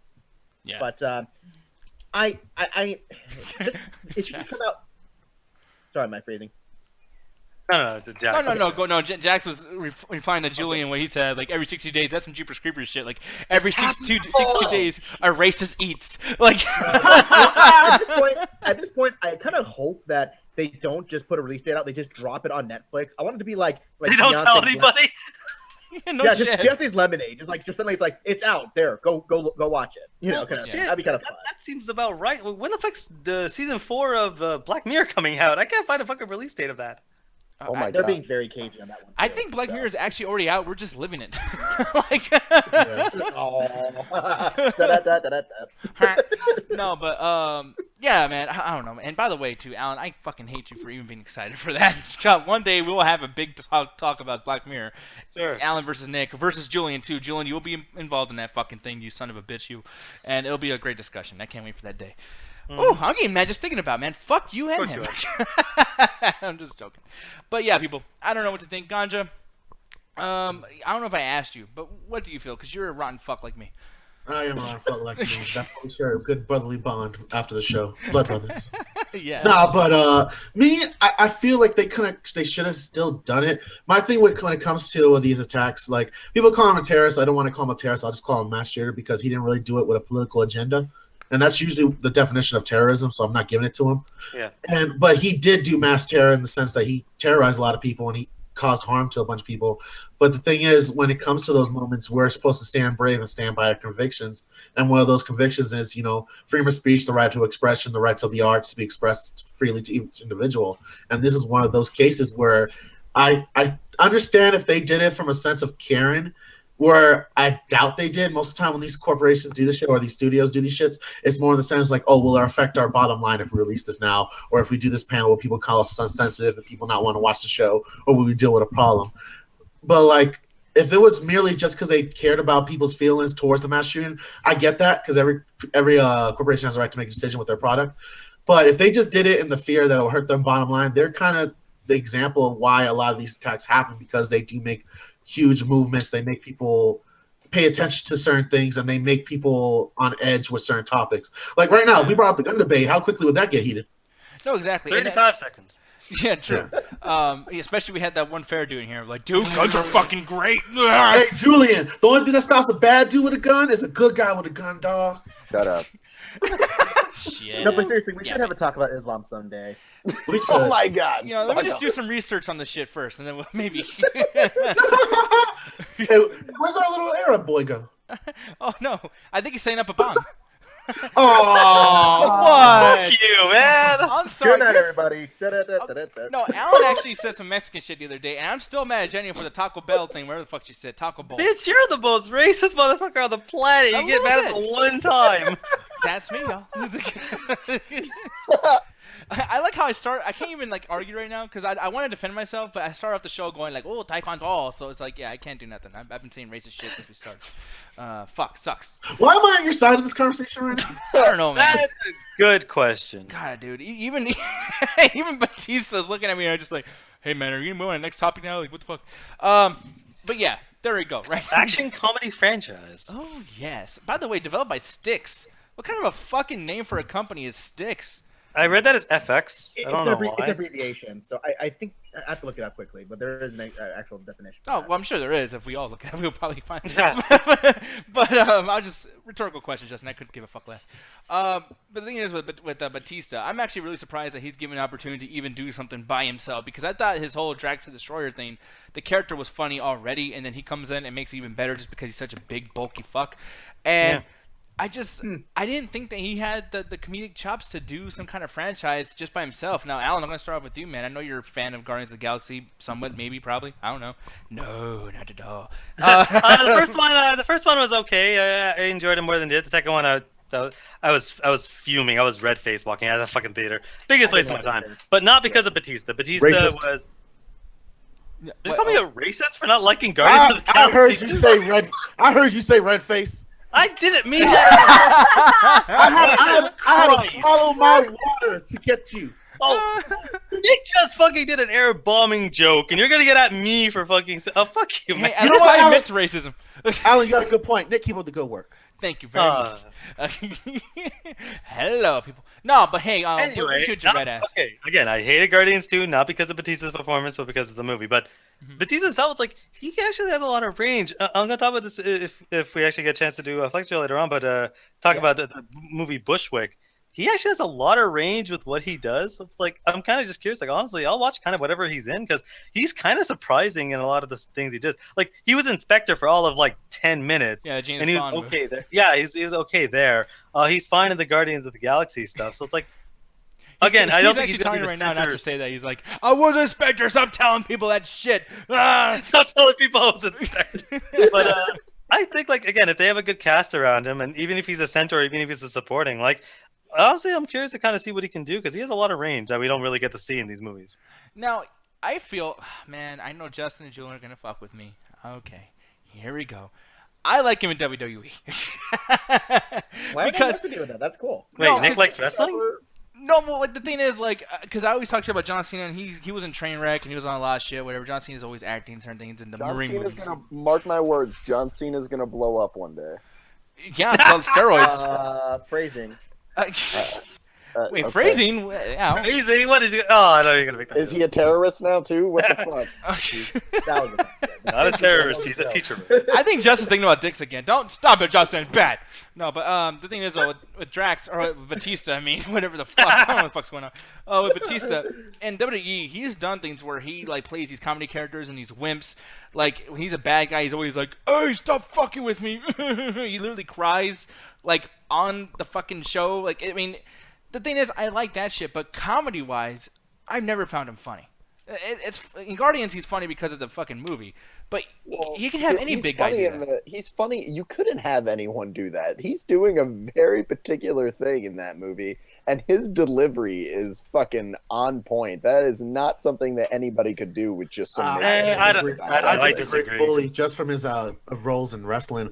Like, you guys see him as an actor, Batista, but you guys don't realize how much that Drax character really played to his kind of demeanor he brought to WWE. He was, like I mentioned earlier in the show, he was just really Triple H's bitch boy. He was that big, monstrous, silent dude, and all he did was play that up and add a little bit of humor to, like, ha ha ha, I find that joke funny. Yeah. And even in the Guardians movies, like he doesn't really like. I'm not saying he's bad in it, because again, like I said, when he's actually kind of acting, like he's really good at that.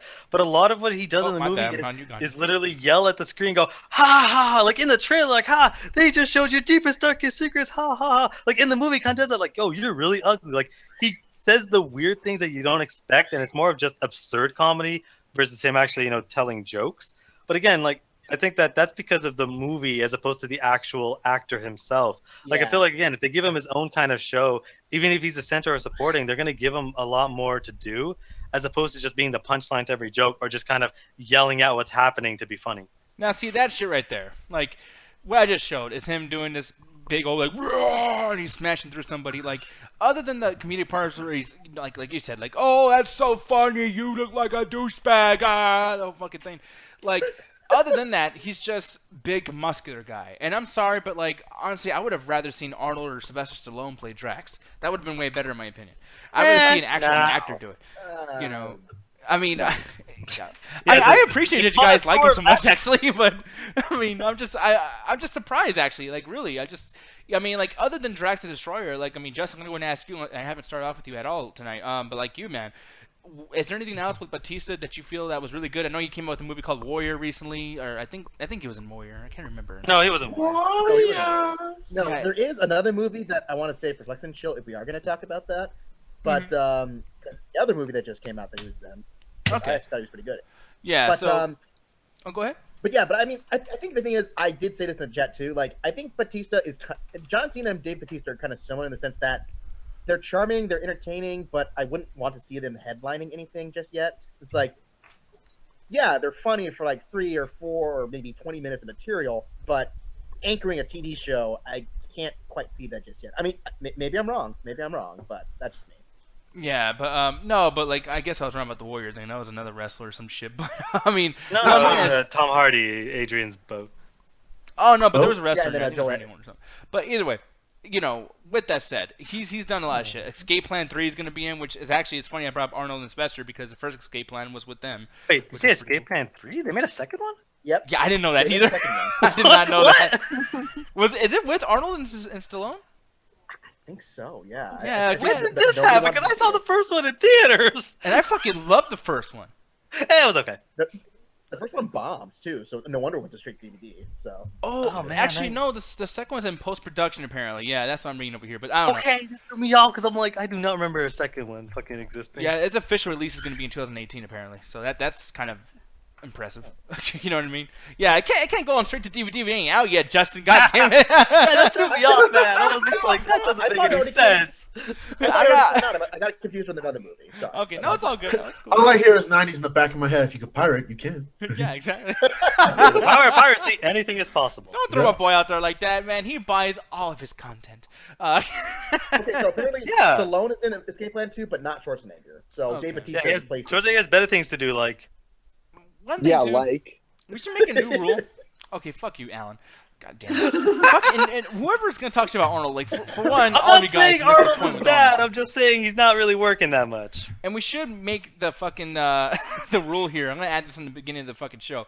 But when we talk about Arnold, let's not say his last name because Justin said that shit earlier, and I'm just like, dude, I don't want some PewDiePie shit happening up in here. Oh, don't worry. I have been very careful to never fucking say his last name. I Oh, say it's, Swollen Pecker. I like how Nick is like stopping everybody from saying it. Meanwhile, I'm the only one that's who's fucked up that bad recently. Yeah, because you're the dumbass who wanted to try. Why would you tell people? Most people forgot. Hey man, that's recorded on YouTube. I can never forget it. I can never forget But it. everyone else Yeah. did. I just say, Grow talking up, guys. about Arnold Schwarzenegger. Like, what the fuck? You dude, racist. how dare you, Julian? It's called a joke, Julian. It's all good. No, but yeah, man. Like I said, Batista doing his own thing. That shit's cool. I don't know. I mean, we'll see what happens with that. But one thing to actually bring up now too is he brought up movies so much today, and I wasn't talking about something with fucking Game of Thrones, but honestly, fuck Game of Thrones. And plus, are people still spoiler like shitty about that? No, we're safe. We're safe on spoilers. It's been a long time. It's been almost what 2-3 weeks. Yeah, you're definitely. Yeah.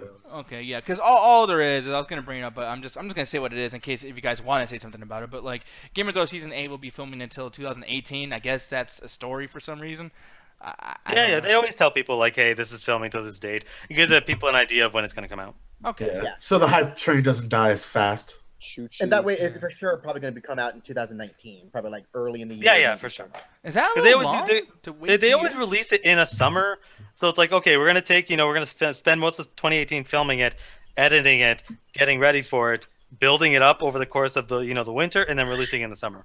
Yep. Well, and also, this is going to be their most expensive season, where they're doing like $15 million an episode this season. Yeah, and it's it's last season. Fuck it, just throw every dollar we got. You got a penny, throw it. How about this Canadian penny boy? Oh, okay, we're moving Man, on. as soon as I said penny, my brain's like, you're gonna regret this in about 10 seconds. Here comes Gonzo. Got it. We got, Mr. Penny's is our favorite hoodlum on the MCA. So Oh, that's fucked. Why didn't I He's just always- give him a 20? He's always stealing my change. So people, tonight we talk about movies a whole lot. Now it's time to talk about a movie trailer. And this is shit, like we've been talking about like, release dates and like, behind the scenes stuff. Now it's time to talk about like straight up, like we get a fucking preview. Finally, man. Finally, man. And I am hyped. And I'm really hyped for a certain opinion, but Pacific Rim 2 Uprising. Yes. We finally got a trailer. So happy because that last teaser trailer was the epiphany, or what do you call that? Emphasis. Man, what? I It can't was find the the word. epitome. Epitome. There we go. You almost got it. You almost got it. I said Epiphany. What's epiphany of a trailer? But no, it was epitome of a teaser trailer because it literally shows some dude's face and it's like Pacific Rim. To be fair to that teaser, nobody knew this fucking movie was gonna come out. Nobody believed because there were so many up downs. Oh, Guillermo del Toro was doing it. Guillermo del Toro's not doing it. Some guy's doing it. It just got canceled. Gonzo's doing it. Oh no, we gave it to Gonzo. Who the fuck's Gonzo? Yeah, that We was took a it away. weird one, man. Yeah. But no, man. So I'm just gonna start off because we're not gonna talk about like a whole bunch of the trailer because for one, I don't know where to segue into because I didn't watch the shit because I don't need to. I am hyped for the fucking robots, and I just want to get your guys' opinion. No, because Julian, I'm not pulling a Justin right now. I'm not gonna say I didn't see it and have a bunch of opinions on it. You can't watch the 2-minute trailer, dude. What the fuck? Hey, when you have 3 He jobs, doesn't that's what need happens. to. He knows he's gonna watch it, so he wants to be surprised about everything, man. I got 3 jobs. I gotta do this show. And plus too, like that's why all of you guys are here to tell me what you think, and then I'll just listen to what you guys think. I mean, did you watch it by the way? Yeah. Okay, because when you Man. reviewed Wonder Woman and Justice League trailers, you didn't watch it. You even said it in the video. So fuck you. Yeah, you did, sir. Yeah, you did. I wanted Julian to be like, no, I didn't see it either. Pacific Rim. Yeah, no, Julian, that's my job to talk about things I've never seen. So. Exactly. Anyway. So fuck both of you. No, I'm just playing. No, because I'm in the same boat. Like, Justin, I know you and Julian probably have seen this. I didn't, so I'm going to shut my mouth. And I want to start off with Julian, actually. Like, Julian, what do you think about this? And then after you, I'm going to move straight on to Alan, because I know Alan is going to say some shit that's probably unpopular, and you guys can attack him. Julian, what do you think? Can they attack the chat? Shut up. I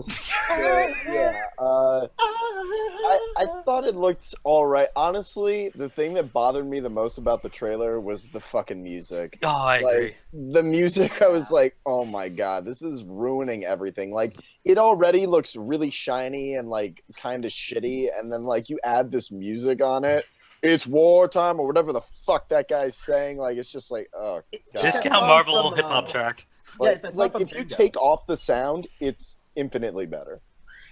Yeah. Damn. Well, it sucks. I can't even hear it right now as I'm playing this because I have it on mute. But, Alan, any rebuttal to that? Because I know you agree with that.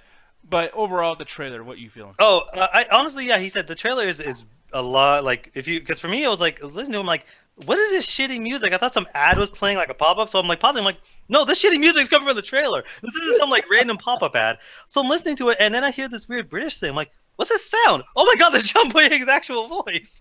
So then John Boyega actually, uses actual British accent instead of his American accent. So I'm like, oh, that's kind of interesting.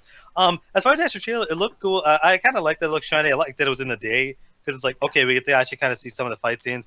And to me, it's like, yeah, overall, it's an interesting trailer. Like, hey, this is existing. We're getting a bunch of the people back. We're doing a bunch more. Like, it seems like they're going to focus on what actually makes this world tick. One of the things that I wanted to improve upon is one of my issues with the first one, and really my only issue is I just didn't think the robot fights were that interesting. They were always way too slow, or they were underwater, or they were at dark, or it was raining, or if you're watching the climax, it was all three. So I just hope that they kind of make a bit more like emphasis on just actually make cool robot fighting, as opposed to just all right subpar robot fighting. Nick, can I show like a specific frame that like is like irking me about like this looking like popcorn bullshit? Yeah, like, do you know the time? Specific rim. Like, yeah. He's just mad because it's a better version of Colossal. Can you scroll back, Nick, to the shot of the guy firing the gun? Okay, there's a lot of those, sir. No. Okay, show me all of them. We have a show to do in under 2 hours, Julian. What are you talking about? Okay, yeah, well, when it comes up, I'll do it. But, yeah, because if I've showed the entire trailer, we'll get flagged, and then this video, no one will see it. Like, I mean, if you just freeze frame it there, because when I was watching, I was, like, pausing in random places trying to see shit. And, like, it just looks just, like, half-assed. Like, the guy has, like, a little bit of blood on his face, and, like, the armor on his body is perfectly shiny. Like, the rubble behind him is shiny. Like, it just... If it's gonna look like a fucked up place, it needs to look fucked up. Like, man, you're talking about an out of context scene, dude. Like, we don't know what's going on there. That could have simply just been the start of the fucking movie. That could have been just something. Like, you really don't know what it is. That was just a out of context scene. In defense of Julian, though, like, here's the thing, though, like, with the trailers, because, like, I know, like, we never know, right? Like, when we see a trailer, we never know how things are gonna be. So we have to judge it by these frames that we're given. Okay. We have to judge it by just the trailer. And what Julian's coming from is, like, what he saw. Granted, we don't have no context, so we can't judge it with context if it's not there. So what it looks like is shit. He thinks it looks shitty. It just looks cheap. It looks lame. Like, it looks like it's like, oh yeah, he needs to have the badass suit on and the gun. And it just looks dumb. And this, okay, like, here's the thing. And I'm watching it now, so let's not all say, oh, well, Nick said he didn't watch it in the beginning, but I'm watching it as we do this, and it's always playing, like, as I'm showing you guys' faces. Sure. I still have it playing on the left. So I've seen the trailer now twice as we're talking. Okay. It does look cheap as fuck, dude. This looks not good. This looks like, and we talked about this before the show, Transformers 3. Like, there's even a part here, and I'm going to show this actually real quick, but there's a part right here.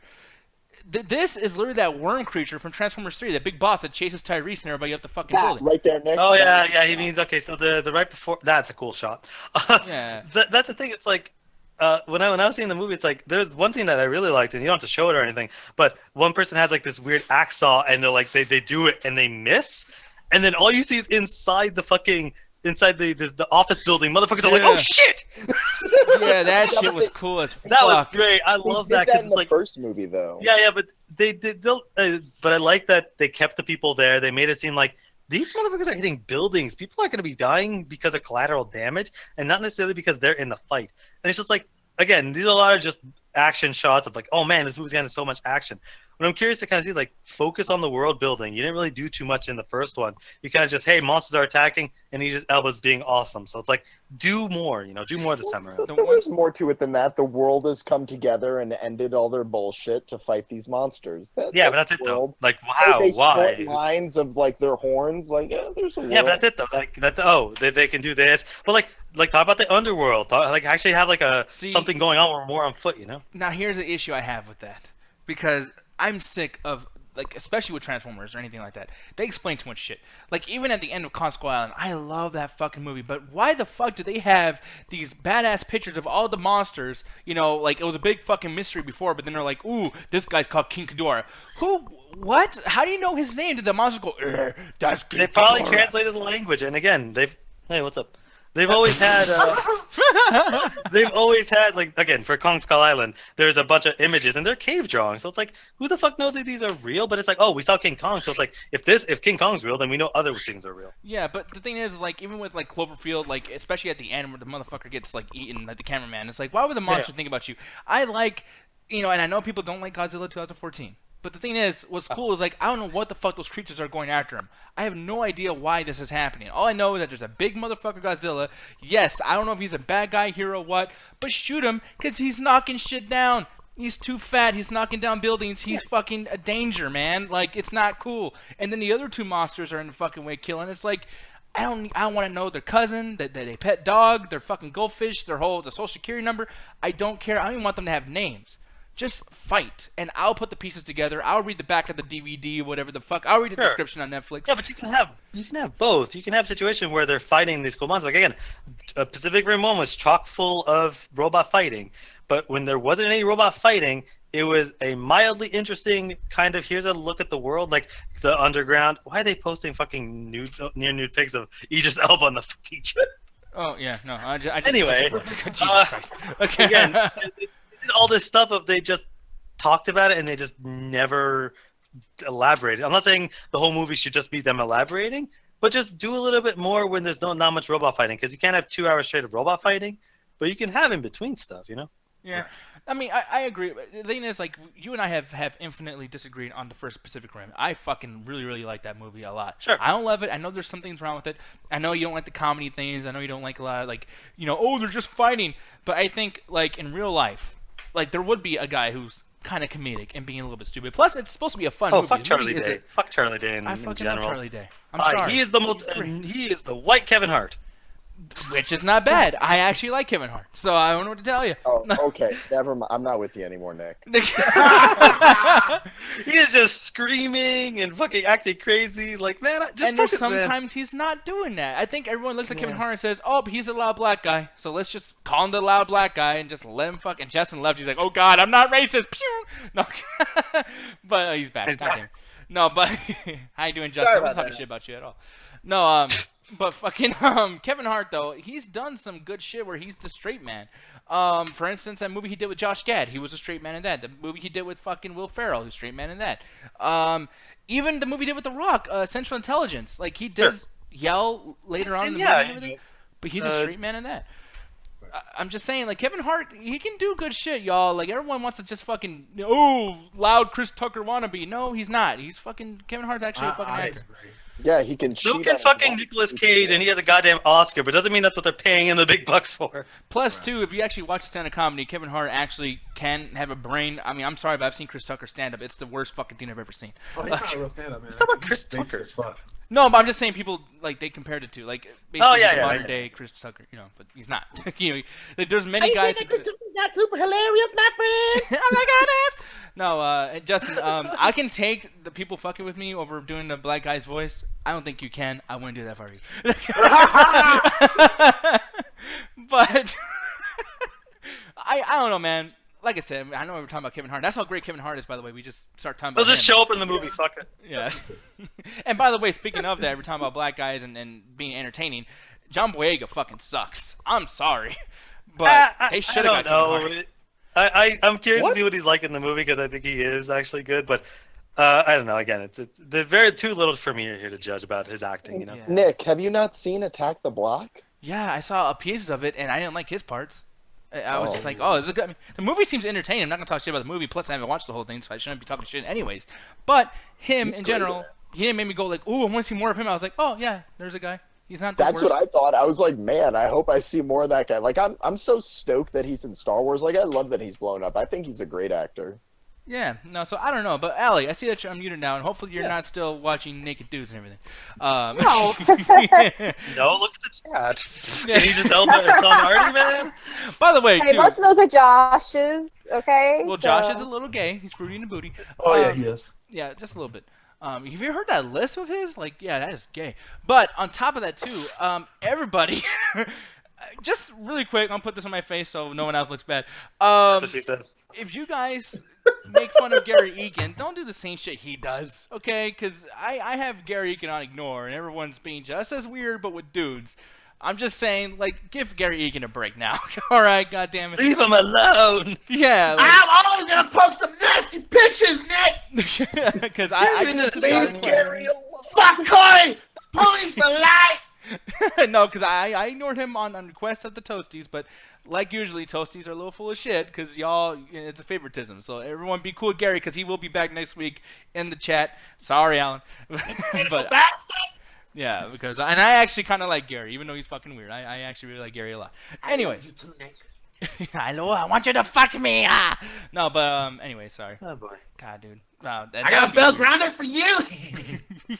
Shut the fuck up. Anyways, Pacific Rim, man. Allie, I want to ask you while you're here and everything. Pacific Rim 2. What do you feel about it, and did you even like the first one? Because I don't think we've ever talked about this. I've never seen the first one. Wow, you suck. Yeah, it just never interested me. It's something that I, like, in theory would be interested in, but it just never grabs me enough to, like, go out to the theater and see it. Or even, like, I think it was on HBO at some point, and I, like, had it recorded and still never watched it. Yeah. I just wasn't interested enough. Yeah. It's kind of shit. I mean, On HBO? There's not enough blood and sex in there for it to be on HBO. No, they also used to do, like, a bunch of movies, like, just, you know, release a bunch of movies that people could watch, you know, with the subscription. That was a thing back then. yeah. And chat, you're grounded. Just so y'all know. Yep. I see ass. Josh! You guys Hey, know that how wasn't much. me.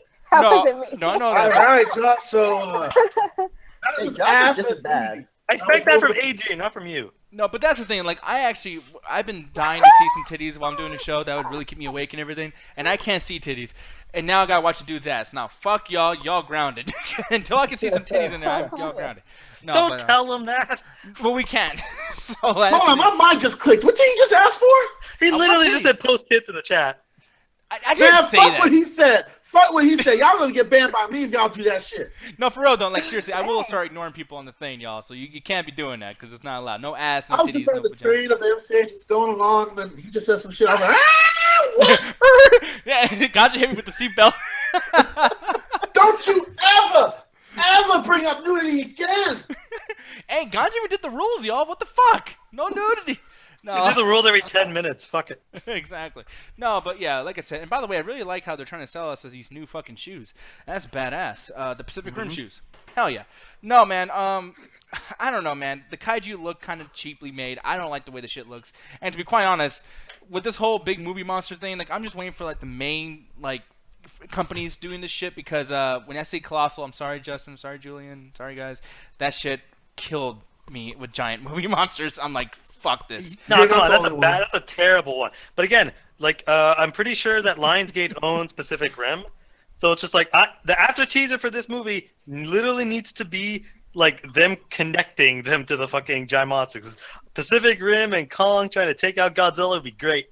Yeah. Nah, man. I think after Colossal, dude. Like, I'm not interested in any of these big monster movies. Oh man. Man, fuck you guys. Like that. Dude, you don't know what that movie did for my love of fucking monster movies. Like, I'm not even interested in the King Kong versus Godzilla anymore because of that Okay, shit. don't blame Colossal's bullshit Like- movie on that, man. The design of the creatures is such shit in Pacific Rim. Like, see the Oh, color but they're palette great that art they in use? Colossal. One looks like a fucking shitty toy, and one looks like a Besides the shitty alien. point. That's not the point, dude. They have like they're trying to make big monsters, and they're doing multiple, and they're all the same fucking color palette. Like, and also one thing that no one's mentioned in the trailer that we've seen in the trailer, there's robot fighting. Why the fuck do we want that? Like, that's Oh, Wait, there's a robot in Colossus. What the fuck are you talking about? yeah, I'm talking about two robots fighting each Why other would in the that be Pacific cool? Rim. Yeah, Fucking I think that's. Transformers. two robots fighting isn't cool. Yeah, I think that shit's Not in the amazing. Pacific Rim. Let me also look to see whether or not what day of the week it is, and also if I'm on the right planet. Yeah. Julian, I'm trying to be on your side here, but you're not It's helping. not. You guys aren't hearing what I'm saying. It's just that I'm looking for Pacific Rim, like to just be like giant monsters, maybe fighting a giant robot. Like I Yeah, think fuck giant variety. robots are kind of lame and played out at this point. Like I think it's weird that they would like take the story in a direction where they would have robots fighting each other. No, Like, see, I would I like- see where Julian's coming from, though. No, because here's the thing, though. With robots, you don't get so... Because, okay, like, you gotta admit, even you, Alan, you have to admit, when two actual living things are attacking each other and there's flesh coming off and there's, like, actual damage being done where there could be a death, you're like, holy shit, I'm getting into this. Two robots, it's just two pieces of metal. Ting, ting, ting. Yeah, I mean, but we've seen again, that there are 1,000 different times. things with that. One, Julian, I'd like to point to an entire section of anime. Second, when you have two people fighting, one, it's like, why are two people that are essentially supposed to be on the same side fighting? And two, you get different things that you don't get when you have two humans fighting. If me and you fought, and let's say we had swords, for instance, you stab me once here, or you cut off my arm, I'm gone. You're in a Pacific Rim robot?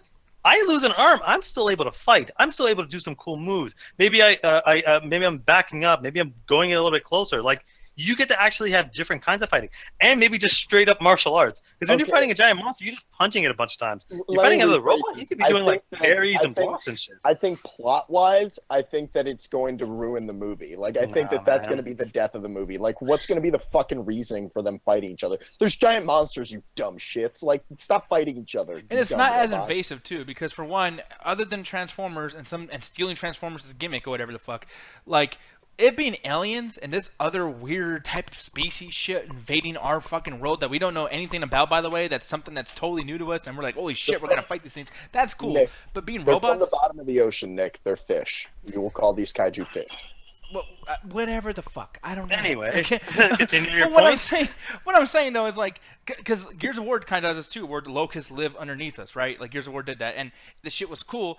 But then when Gears of War started doing this thing where they have like literally robot fucking things coming after you, it was like, okay, this became Call of Duty. Like this became a little bit of the beginning of Turok again. Like Well- keep it with the fucking monsters. Like You're not wrong, because when I realized Halo was jumping the ship was when they did fucking robots in the fourth one. yeah, exactly, perfect. Like. They did robots in the fourth Halo? Yeah, the fourth Mix one, that. you fight something called the Revenant or the Covenant they're called Reaper. No, the Prometheans. The Prometheans, I think it's called. I thought the problem. No, I played Halo 4. Prometheans are a mix of metal and actual people. Yeah. They're Anyway, like a but again, like I don't agree with that statement of just because two robots are fighting, it's automatically dumb. It's like maybe the movie's gonna do it totally wrong. I don't know, but it's just again, it's interesting of like why this would actually happen. And again, the worst case scenario, we get some interesting like martial arts with these robots, and that's something I'm looking forward to. I just thought that like one thing that had come out like way earlier when the movie was going into production was that they were going to do half kaiju like Jaeger like combinations, and that's something that would make me excited for the movie. But like seeing the robots fight, like that's immediately like even takes me further out of it, like a disbelief of it, because like why are you fighting each other? Like you literally in the first movie established that everybody has come together to fight against this. Like Right. why? Like it has to be really well written, and I don't see it. Yeah, I mean, like I said, I agree to Julian, but I also see Alan's point. So we're not going to agree, but I mean, we'll see when it comes out. It's just like I said, though. I mean, we've been waiting for this trailer. We can only judge it via the trailer, but god damn it, please don't fuck this up, y'all, because movie monsters are becoming a thing again. Same with dinosaurs. Like I can't wait for Jurassic World. I can't wait for Godzilla and all this shit. Like this is shit that I was waiting for since I was 5 years old, dude. I've been waiting for this era. I'm with you. And it's like I can see this going bad because people are like, I mean, now you had the indie movie, and like I know Julian's not gonna like me, but like Colossal thing, yeah, like it was a colossal letdown. Oh no! It was a colossal piece of shit. Yep, that too. The movie's so bad, I kept calling it Colossus. Yeah, Yeah, Or, like like- characters and really good performances. And No, it did not. No, it Anne didn't. Hathaway's done much better fucking work than in that movie. but either way though, it's like when it gets to a point where you can be like that lacking of financial structure, and you can just be an indie movie that just makes a movie like that. It bothers me because same thing happened with The Host. The Host could have been a really cool thing because I do like the monster that came out of the ocean and started attacking people. I think it's a overseas film, like a foreign film, and shit was badass. Except it looked like crap, and it kind of worried me because I was like, dude, if it just had money behind it, this would have been one of the best fucking things. Like that was a cool ass monster. It could have been huge in America, and it wasn't. And it's like, fuck, man. Like that's a huge opportunity lost. And I just don't want that to happen again with Pacific Rim. That's the thing. I don't think that's going to happen because again, you have a lot of places that are doing this kind of thing. Japan has been doing Godzilla movies for the last 30 fucking years with varying degrees of budgets and varying degrees of actually good movie. Yeah, man. So, I mean, that's that. But now it's time to talk about Netflix in general, y'all, because we're about to get into the Flex and Chill thing in a little while ago, and etc. But here's the thing. I don't know much about the story. Like I said, I've been busy and whatnot. So if you guys want to go ahead and just tell me what you think about this, I won't have a whole lot of background on this shit. But Netflix is apparently raising subscription prices, which is the second time now in like 6 fucking months that they did this. Because we talked about this on an earlier fucking MCA. So, but Ganja, go ahead though, man. Oh no, what I was gonna say is, so you actually heard about this too in your daily life. So it's not just like, oh, nerds talking about it. So this is actually big news going on as well. Yeah. All right, so I guess what the biggest thing I describe is what they're trying to do is raise their subscription prices, because I guess from what I read, they're having problems with either backing a lot of their original content, or they want to justify more of their product sale. Because I don't know if you guys know something, but I guess Netflix is one of those few companies that are like constantly on the brink of bankrupt, apparently. Oh, even though we all think of it as like, oh, they must be making money, they have all the greatest shows. The thing is, they're putting a lot more money out than they're receiving. And the only thing that's kind of keeping them going, especially with their stocks, is the fact that it's such a high popularized item, and that's the only thing keeping it going. So I think what they're doing here by raising the price, from what I'm reading, it looks like it's either going to go up to like a premium tier where you can get like the up to 4 screens of viewing as well as ultra high definition, whatever the fuck that means. And that's like 14 probably. Yeah, that's like $14 now, and then they're gonna have the basic subscriber package, which is gonna be $8 itself. So I don't know how it's gonna work. Like, do you guys actually see it affecting how you guys watch Netflix? Do you see you guys like switching over to probably other streaming services because of them raising their prices? That's the thing, dude. Like, most of my friends, they have multiple subscription services. Like, my fucking parents have multiple subscription services. They know more about the shit than me. So, like, I think that people are just okay with it. Like, this a la carte system is just going to become more and more common. And depending on how much people want the content, they're going to pay for it. Now, I don't know how, if you care about the type of stuff, Contra, but like back in the day, man, this is the same shit that happened with cable. I don't know if you remember, but like before, you used to pay a very basic type of cable package where it's like you get one that has a shitload of stuff, 2 has like, or second tier has like the movie channels that you would usually buy separate, and then 3rd you just get everything. You know what I mean? And like sometimes on a stormy night you get lucky and they fuck up and you get Disney XD for a little while. Oh yeah, that shit was. Or you get Cartoon Network in Canada, even though they're not supposed to show it in Canada. Yep. You know, it was cool back then, and then it turned into a thing. Like now, I need to know who owns what. Like recently with my Cox thing, man, I hate seeing that anyway. The Comcast. Sorry, what's your favorite subscription service again? Fuck you. My cock. No, Cox, multiple Cocks. Oh, I didn't know you had that much Andy in you. All right. Yeah, he knows it very well. Knows everything you know about. Yeah, I know a lot, but here's the thing, though, man. This particular cable thing, and I know like DirecTV has this and everything too, but like you have to know that some shit's like owned by Viacom, and I didn't know shit about like these like side companies that own multiple stations and channels and shit. And I actually had to do research because you can get like Spy, True TV, and all this shit for like $80, and you're missing like just one, which is AMC, even though it's somewhat owned by Viacom, and yet like it was really fucking weird. But you had to like spend a shitload of money on cable, and it just got worse and worse and worse because you had to keep going up these tiers to get more shit. And I'm telling you, just 2 years ago, I know it was 2012 actually, so 5 years ago. But Netflix was fucking $7. I remember $7. Now the shit's gonna be $14, $13.99. What? Like, dude, that's alarming as fuck, man. Well, it's the only way I can kind of see it is like when you're describing cable, and it's like that's the way I've always seen it is there's one of 2 things. One, why is Bugs posting boobs in the chat? 2, if people are with this streaming service and the fact that there's a lot of competition between who's streaming what, you have these situations in which people are going to pay for what they want. If they don't want Netflix, if they don't like Netflix, they'll just go to somewhere else. And the third option, because I know I started off with 2, but when you said different tiers of cable, The thing about it is, when you have different tiers of Netflix, that's only the high quality one. If you have shit internet like me, I get the most basic one because I'm like, I'm not gonna get ultra 4K HD. My internet's not that good for that, so I'm just gonna get the basic one. I'm paying like $10 because it's Canada and everything's more expensive up here. But I'm basically paying $10 and I get access to everything the same as somebody that was paying, $20, $30 a month. Right. Yeah, so I don't know, man. Apparently the chat's messing up, I guess. Jordan Boxman, by the way, he's saying that apparently it's messing up on both. Oh, man, I've been showing the DT chat. They're supposed to be grounded. Fuck, god damn it. Well, you're a very focused parent. God, man, my kid's gonna get away with everything if I can. Wait, that's only supposed to be grounded? Shit, I drove you to your friend's house. Fuck. What do you mean I gave you money? Why am I giving you money? What? I actually had that happen once. My dad grounded me and forgot he grounded me, so he left for work, and I was still sitting in my room like, can I get out now? Anybody? He's I like, just oh, imagine shit, yeah. you being that dad. It's been 3 days. I really would though, man. My so kids can go hungry. with fucking everything. But no, he's saying the DT chat is acting weird apparently. So I don't know what's going on, but people it's probably because you guys are showing a bunch of fucking weird gifts and everything too. So I don't know, oh, Allie, you're even part of it too. God damn it! But so this is I'm a getting cute back chick. at Josh. You're positive Zendaya. That's Zendaya, though. She's fine. She's fine. Yes, she's fine as exactly. But yeah, man. Oh, How old is she? Old enough? wait, She's Is she? dude, can you not ask that about everyone, Ellen? Because I get scared too. Okay, she's still. Hey, I'll just say. I just want to look out for everybody, man. He wouldn't ask that question if she had blue eyes and blonde hair.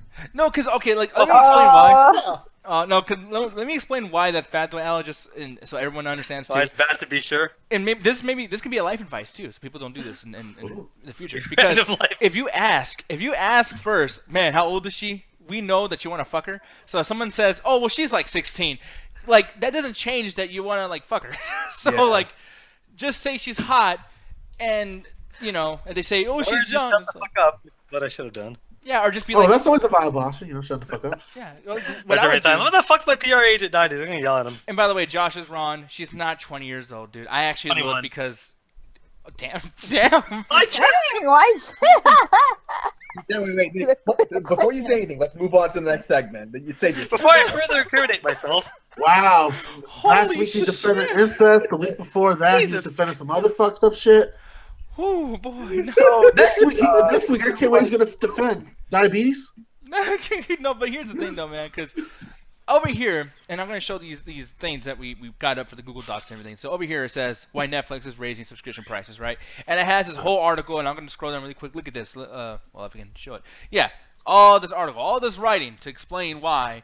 And then this next article just tells you simply, bam, Netflix stocks hit all-time high after subscription price increase. Duh.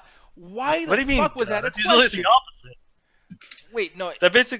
No, because usually if there's a lot of negative press when it comes to this kind of stuff, stock prices go down. So the fact that they're gone up means that people are okay with it. But there's not going to be a bounce rate I off think that's because the the thing, competition's so bad. Yeah, I think Wall Street, the investors are happy about that because it may seem as a sign of confidence, oh yeah, we're doing so well with our subscription, we can jack up our prices and people still pay for them. So oh well, clearly they must be doing. They'll make well. it more tangible because, like I said earlier in the segment, they are close to bankruptcy, and this can probably look more sound as an investment to other investors who wants to put more money in. The company's not always close to ruin because look, they can raise their prices and people are still paying, which I totally disagree with because that. Looking at stock prices is the best way to judge how a company's going, not always the greatest, because a lot of that shit can be fluctuated with certain things in the markets. Like, for example, right now it's up because the price hike. But if, for example, everybody starts canceling their subscription accounts because of the high price, that stock's going right back fucking down, maybe even lower than it was before the price hike. Now, But they know that people won't do that. True.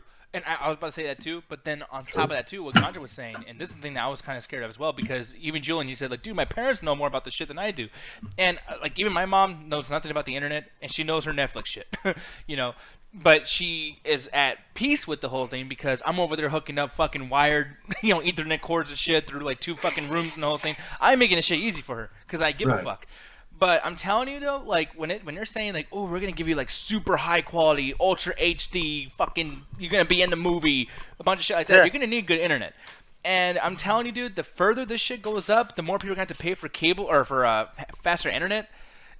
the bubble's gonna burst at some point. And you keep saying your parents and stuff, but your parents and like our grandparents are a great example of like how this can easily get shitted on, because they're the biggest example of motherfuckers trying to look for a cheap deal, constantly trying to cut bills back when they get a chance to. And a lot of people don't really have that much money to either get a subscription right now for Netflix. Well, the whole selling point of Netflix is that it's cheap, that you pay the small thing. And when it becomes not cheap, okay, well, these movies I can just go rent or get Amazon Instant Video, where some of them are just already on there and they're high definition. I have to pay more for it. It doesn't take off so much fucking internet. $3 and I have it forever. Yeah, I can buy it on the PlayStation Store for $3 and just have it downloaded onto my hard drive forever, whether or not I fucking order this shit. Like, that's the thing that Netflix is kind of losing. And I can imagine, like, Julian's parents, like, oh, god damn it, I thought it was $9. Why is it $14, motherfucker? Like, I can imagine that happening. Yeah. Like, I mean, everyone cancels their shit when, like, their Cox bill or their DirecTV bill. Shut the fuck, Alan. But yeah, I was about to say something. But, I mean, I can imagine, though, like, them canceling their cable companies and shit because prices go up. How about you, Allie? Because your mom uses Netflix service, right, as well. So how do you think she would feel if the prices keep going up, maybe even past $20? She doesn't use Netflix. I pay for the Netflix. So she just kind of, like, mooches onto my Netflix account. Damn, what a bitch, man. God, Jesus. Hey, I'm not faulting her because she freaking pays for my, my living situation. So I'm like, you can mooch all you want to, Mom. Like, you don't get a spanking. Go on Amazon Prime. Like, go ahead. I don't mind. So, no, like, I mean, if anything, for me, I'm like, well, that sucks. Like, I mean, like, because my only job is like a part-time retail sales associate, so I don't make extremely like a lot of money. So like for like the price, already my Google Fiber is going up $20 more. So I'm like, man, this on top of that now, I hate when they increase the subscription, but it's like sometimes like, hey, they're putting out more well-produced shows, they got to pay for it somehow. But if you see the price increasing, do you see yourself quitting the service at any point? Nah, because they have too many good shows. Ganja, that's the fucking shit. Because I can see them going all the way up to $10 with the regular thing. It's because they produce consistently great content. Okay, that's not a great way to measure a network, because you could say that about Cartoon Network 5 years ago. They were having bullshit on their network. That's different. They weren't a fucking streaming service. Like, being a streaming service is a new thing. And not only that, they're the fucking originator. Like, if they keep making these movies and, like, these big TV shows that are super fucking expensive, that they're not going to go into theaters, that they can get a big return on. Like, one of the things that really threw them into debt is, what's it called? Beasts of No Nation. I'm pretty sure that was like $100 million movie or something. Like, it was very expensive. And they didn't release in theaters, and that fucked them over, and they're still paying for it. So I think that if they're going to keep just going the way they are, I think it's going to work, and I think when you depend on creative content too much like that, like, because we're looking at this, like, even brought up stocks, so you got to look at this from like a business point of view, especially with the investors looking at this. If let's say the quality starts dropping off in the next 3-4 years, these Marvel shows run their course, and Netflix doesn't really have any great original ideas because they kind of even got to the bottom of the barrel. Let's give an example, like CBS or Fox, one of those networks that have been around for a while. They're kind of just pumping out bullshit. That's all ABC is one of them that all the executive producers know. And Netflix could easily become in that. Even though it's a streaming service and a new service, that doesn't mean can't be susceptible to old media tricks. And that can easily happen to them. And if they're already on bankruptcy, right, close to bankruptcy right now, and the only fact that the investors came back running is because the price went up, eventually there's going to be a plateau to where they can't raise anymore because people like Ali's like, I got to pay my fucking light bill. Fuck Netflix. And then you're going to have the investors like, oh, you can't raise it no more? We're pulling out now because this thing's always close to falling. And that's kind of one of the risks with a lot of these internet companies, because they're not the only ones guilty of this. There's Uber, Lyft. There's several other companies we could call out right now that are very close to bankruptcy or constantly there, just getting pulled out because of their well-known brand and the people using their service a little bit more. I think that them doing the two different models, though, is going to help them a lot, though, because a lot of people, like, there is that 1% dude, and they'll all be like, yeah, fuck it, the bigger version, and that'll be a huge increase. So I don't know. I think that they're going to be fine. Like, totally okay. And in the YouTube chat, I didn't even think about this, but Chris Brown was bringing up the fact that, like, Disney apparently is leaving Netflix, because we talked about that not too long ago too, and it's Yeah. like that's probably something they're like, oh man, that money's gonna be gone, man. A lot of those fucking kids are not gonna be doing this anymore. We gotta make sure to come up with some new shit, some more I comic think book it's the shit. opposite. That's another thing. Like, this sounds like a move they should have done like 5 or 8 years ago, when they weren't like so surrounded by competition and smaller websites that are teaming up with local producers. Like, you have HBO, you have Showtime, you have all these other networks that have their own FX programs now, set up. that's another one now. FXL, yeah, and then you have them working with other producers. Like, you have the Xbox Live Market now. If you sign up for certain services, you get these channels you can watch on your Xbox. Same thing with the PS3, not PS3, PS4. So you have a lot more media avenues rather than just Netflix for streaming services. So this was kind of a risky move to do it right now. I think that Disney broke off for one reason, and we all know it. Dude, how many people do you know who would go apeshit if they had a Disney streaming service with all their animated That's the movies? plan. That's what I think we talked about that one. But Yeah. That's the thing. I think that's why they're. Service. I don't think they're pulling out because they think Netflix is going to fall. I think they're pulling out because they're like, Netflix, even though they're on the verge of bankruptcy, they're still raking in. They're still able to kind of keep afloat. And it's just like, if we just do our own thing, we can make some fucking money because we can afford to kind of keep this shit going. And then eventually, with all this other And competition, from what I heard, Netflix will take a hit. The Disney properties weren't the biggest watched things on Netflix, so it didn't really affect them at all that they left. True. Well, you guys are talking about like Disney trying to So. pull out Netflix for so many reasons. I feel like they're going to pull out just because they don't want to get Netflix pregnant. Like that makes sense. You stupid. No, but moving on, people. It's that time of the month or that time of the night. Fuck. God damn, stop making pregnancy jokes. Fuck. People. I'm fucking stupid, y'all. But it's Flex and Chill time. Nick, are you ovulating? Sorry. Wait. What bad joke are you giving me right now, Justin? What was that? It's too late. Don't worry about it. Okay, good. That's wonderful. By the way, people, since we're talking about this topic, just one more thing about the Netflix thing. It's like Justin's one of those guys where his internet is pretty fucking expensive, and that's why his shit comes in like 5 seconds after he says it. So you might want to cancel Netflix, man.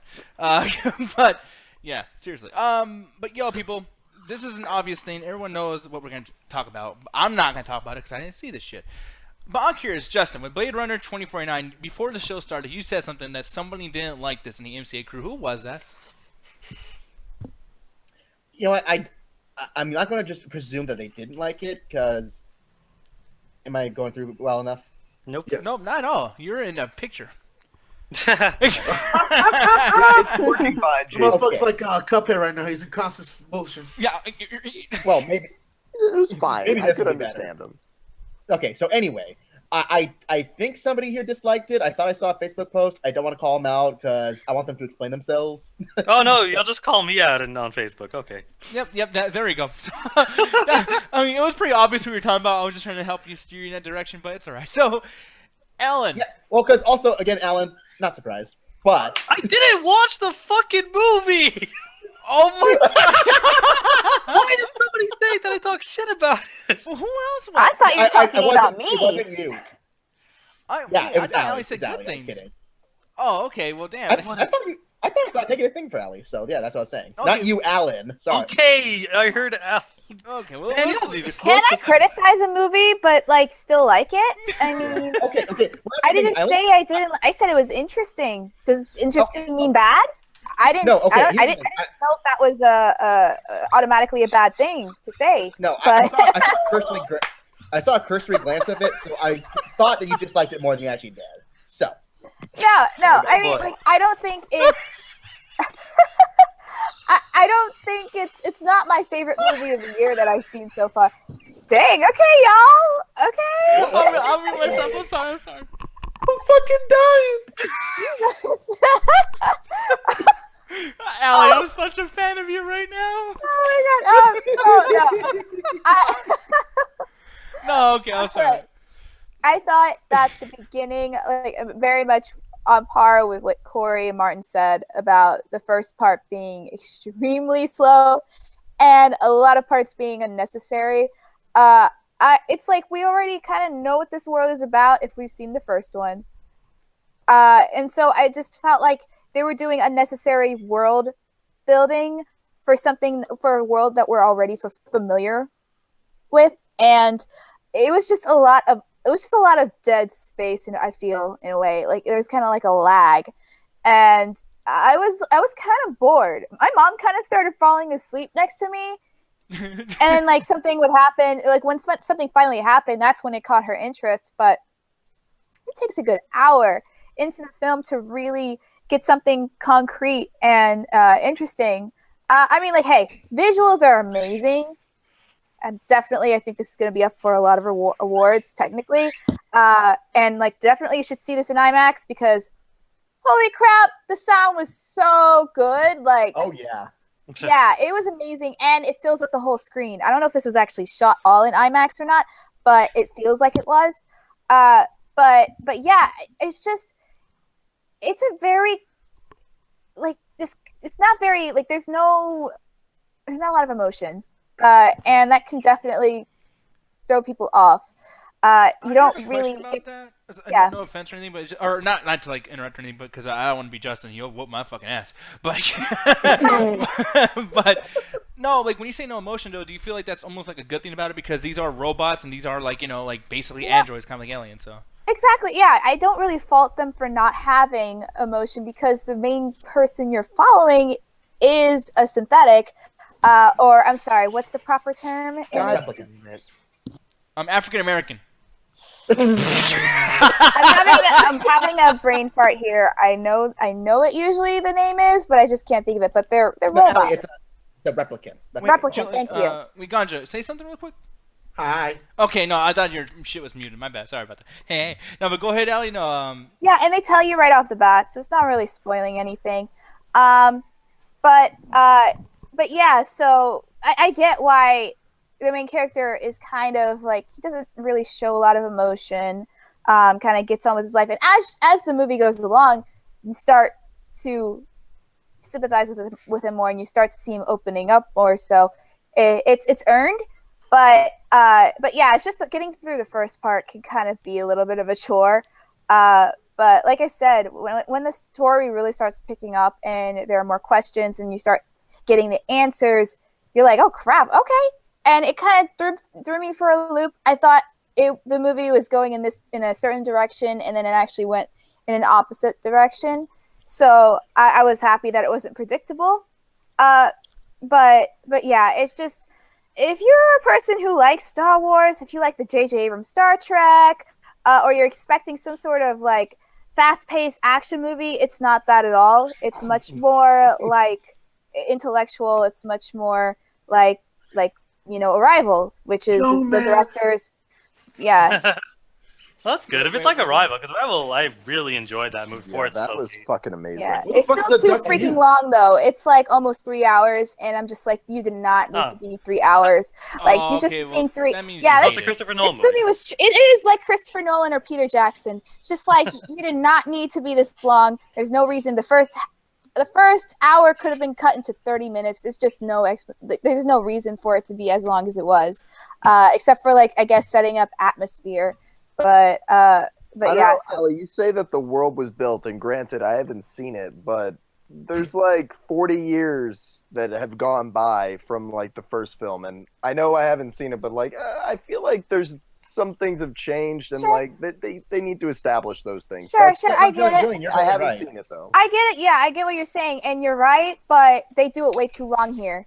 They take way too. They're like, oh my god, look how beautiful this cinematography is. Look at how the buildings are. Like they do this for the first hour, and I'm just like, okay, I got it the first 15 minutes. But Allie, you don't have to do it for that long. It's not any movie though. Like Blade Runner is one of the most icon. I mean, Justin will probably know way more than me about this, but Blade Runner is one of the most influential films of all time. Yeah.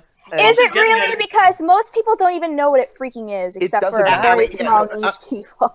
No, sorry, I'm saying you haven't even seen it. So how do you know? You could say the exact same thing that I'm feeling, Allie, but you don't know. That were influenced by Blade Runner. They came out this year. Like, come on. Well, yeah, I get that Blade Runner is a very influential film. I get it, but a freaking an hour drag in the first part is just freaking slow. Well, Allie, yeah, okay. Some people might appreciate it more. Some people might be into it more. I personally was never extremely interested in Blade Runner. I still found the movie very interesting. I actually still liked it, but I'm just pointing out some flaws I see in the movie, even though I liked it. And one thing, So- Adrian really loves the movie too, and I didn't. She didn't come in, and I want her to help you out with this and everything. And Apparently, talk about her this Google Hangouts is fucking up. Every time she clicks the link, she ends up in a room by herself, and it's very lonely and scary. Yeah, God is not her friend. But the thing is, God's like, you'll be forever alone in the Google Hangouts. No, but anyway. Please come in, Adrian. Adrian, I totally want you on my side here. So Yeah, and Adrian, I think she is to an extent because, but I mean, at the same time, even her talking good about it, it kind of makes more of a point on Allie's side because she's saying those 3 hours flew by for me. Now, I'm sorry, but whether or not 3 hours flew by, like sometimes I'm at work and I'm like, man, those 8 hours flew by. Yeah, as opposed to 8 fucking hours. 3 hours movie? What the fuck? Well, That's Yeah, how. that's the I'm thing, sorry. but Like, that's if I had my watch, I'd be checking it. Like that. That's how I felt. I just felt. Yeah. It just felt too long unnecessarily. I just felt like there was no reason for it to be as long as it was. I feel like if your movie's 3 hours long, you have no choice but to have a great fucking story, and that's just on average because, dude, how do you make a shitty movie within 3 hours? Like, I expect nothing better than perfection. Quite Because easily. 3 fucking hours? That's ridiculous. You could have easily, I haven't Okay. seen the movie, but you could have told that story in an hour and a fucking half. Well, Come that's on. the thing. It really depends on what you're actually doing. Because again, Wolf of Wall Street is basically a 3-hour movie, and I've That seen that shit movie goes by 3 times. fast. Like, that movie to me, It like, yeah. does. But that's the thing. Like Ganja disagreeing with my point brings it up. It's like for some people, yeah, 3 hours can pass by in a second. Hell, I've seen The Dark Knight fucking 15 times. That movie is basically a 4-hour movie. But what Ali's point is they spend the first hour essentially jacking off the buildings, and she kind of got bored of that. There's nothing wrong with that. Yeah, Like- hey, I'm a sucker for good cinematography. I really am. Like, if anything, I definitely want to study cinematography in film school. But at the same time, there just comes a point where it's like, okay, can the story kind of get going a little bit? It starts, and they just kind of do things for a little while just to kind of build characters, which I get. But it just went on way too long, and I just felt like the story wasn't progressing as fast as it should have. Now, in a rebuttal to you, because I am gonna be fair. I'm a fair man. Okay, the whole fucking thing. Trust me, I do not want to hear from Justin. I'm just joking. But Justin, you did say that like you felt like she probably didn't like it as much, and I know that you loved it. So why don't you tell us like what you feel about the movie, and then also kind of give us a reason why you felt Allie maybe hated it a little too much or something, or disliked it too much. you know what? And I was teasing about Allie, like, oh, she clearly hated it. You know, Allie, I respect your opinions. I think that anyone who doesn't fully love this movie, I totally understand. It may not be their cup of tea, kind of thing, and that's okay. That is totally fine. Absolutely. So don't think I'm trying to attack you at all with that. I did not mean that at all in that. Yeah, context. yeah. But I think this movie is a gosh dang. I think this is my favorite movie this year so far. So sorry. I think maybe No, that's why I'm a little but I totally hyperbolic. see where you're coming from too, Justin. Because when I love something so much, I start saying like, "Oh, you guys fucking," you know, I don't know, like I want to defend it. You know what I mean? So I see where you're coming from. But like, what did you like about this movie in rebuttal to what she said? Because obviously we know a lot about the movie already. It's basically just a remake of the fucking first one. I mean, not to But the that's the fullest thing. extent. But yeah. That's the thing. I actually don't like the first one very much. I think it's a very influential movie that's tediously slow. Like, so tediously slow that it really doesn't have that much plot in the first one. This one, on the other hand, I felt like there was never a wasted second. Even when there's world building or stuff happening, whatever they do with the characters or mystery always ties back into something, either thematically or narratively, for character, for anything else that's going on. Every scene has a purpose. It may not be an immediate, obvious reason, but when you see the end, you're like, oh, so that's why this happened, because this happened here and this happened here. And I mean, it does take a while to get there because it is 2.5 hours long. Me personally, I was never bored because this may be, like, yeah, saying that visuals are amazing. This may be one of the best shot movies I have seen in the last 10 years. Definitely. Like, I agree. yeah, like every single, like, there was not a single point I could say, oh, that was a bad shot. Like, every single frame of this movie, you could pause it and hang it up on your wall and it'd be a great image. Yeah. So sumptuous. But then also I felt the acting was actually pretty good too. And Allie and I talked about this in the chat. I actually thought Dave Bautista's not in this movie very long, but for that opening scene that he has in this movie, he actually showed some range. Like, he showed he had a little bit of a dramatic chop to him, which, you know, in the rebuttal to him being a comedic actor kind of thing, it's like, no, he actually can do drama if he's given very small stuff to do. And he was But, given lots yeah. of gray hair. You know, like, I mean, this Well, motherfucker that's the aged thing, 20 years. Apparently, they told him he was too young to play the part originally. They were looking for someone older, but he really wanted to play this part. And he was So- like, "Ugh," and then He's like, you're gonna have me play this part. Like, you're like, okay, Go Dave get a Bautista. cane. Like, yeah, but I actually thought Ryan Gosling, I thought he was really good in this because I feel like his greatest strength as an actor is doing expressive gestures with like the slightest thing. Like it's just an eyebrow raise, a glance. Really Motherfucker's thinking Ryan Gosling. Man, I'm still thinking this whole Ryan, he's so good at Motherfucker just sits there and looks pretty for 95% man, of the he's actually movie. I agree with Justin. Like Ryan Gosling's really great in this. Like there's just a part where he was just thinking, like you didn't even show what he was thinking, but you knew. Like, do you remember the part, Justin, where like his memory and he was talking to someone? Yes, and absolutely. That part where he just like all it just showed the camera was just looking at him, and you could see this expression on his face, and it was just something so subtle. But it's like you got it that it was just really emotional, but he didn't like show a lot of emotion in his face, but you could tell that he was feeling a certain way. Yeah. Allie, Josh asked you a question too. He says, "Hey Justin, Z or Allie, did you guys see the short films leading up to 2049? Like, did that make it better for you if you did see him, and did you see him?" Oh man. So for me, I didn't see any. Because I really wanted to, because I just got caught at work, and so when I got back, my mom and I had to go back out right away. But like I was going to watch the short films, but I didn't get a chance to, and I felt like I wasn't missing anything in this story.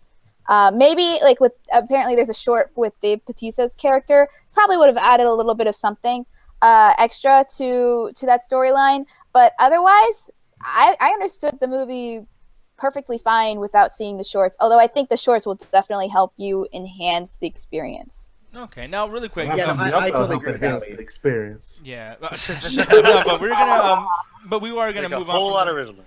Yeah, no, but we're gonna move on from this. So I'm just gonna ask you, like, really quick, Allie, like, what would you rate the movie out of 5? Yeah, and I just want to say something about Dejan, because he said the score, and like the score is freaking amazing. By the way, I just have to say, like, out of this world, Hans Zimmer, and I forgot the other composer. Oh, God. Yeah, he is. I noticed I didn't even know he was composing it until I saw the credits, or he was dual composing with someone. I feel so bad for leaving out the other person, because no.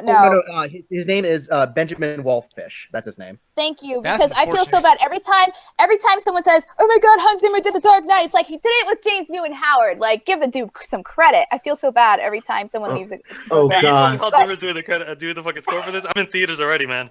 No, the fact that she says she loves this fucking soundtrack, I'm just picturing. Great, another one that's probably gonna make me feel like I'm on a magical adventure, drunk riding home with Allie. Yeah. Or it's gonna be like the fucking Dunkirk. Like you're gonna be bleeding in this fucking movie. Man, I was extremely intoxicated. I was bleeding. I was sitting next to someone in the IMAX, and it was just like this old lady with her daughter. And every time like the music got really loud in IMAX, they're like, yeah, the whole time. Fucking, I'm bringing earmuffs to this fucking movie. Dunkirk was the loudest movie I've ever seen in my life. Oh, definitely. Blade Runner has Dunkirk run for its money, because it's freaking loud as hell. Oh my God. But yeah, for my rating, I definitely give it like a good 4 stars, 4 out of 5 stars. It's really good. That's actually pretty big for you. Like, No, yeah.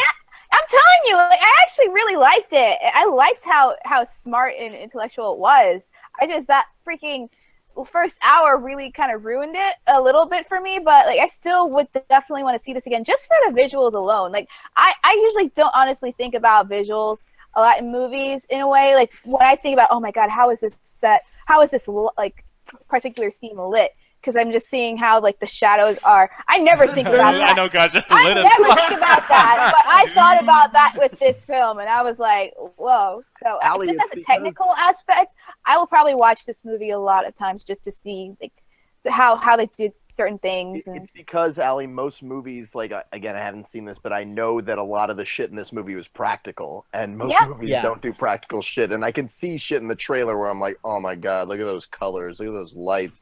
Like, even just in the first scene of the original Blade Runner, like, there's just so much atmosphere, like, with the lighting. It's fucking awesome. No, but Justin, I'm going to ask you, rating out of 5 stars, sir. Go right ahead. Take it. Like an All right, hopefully my internet stays stable for this one. Go! Green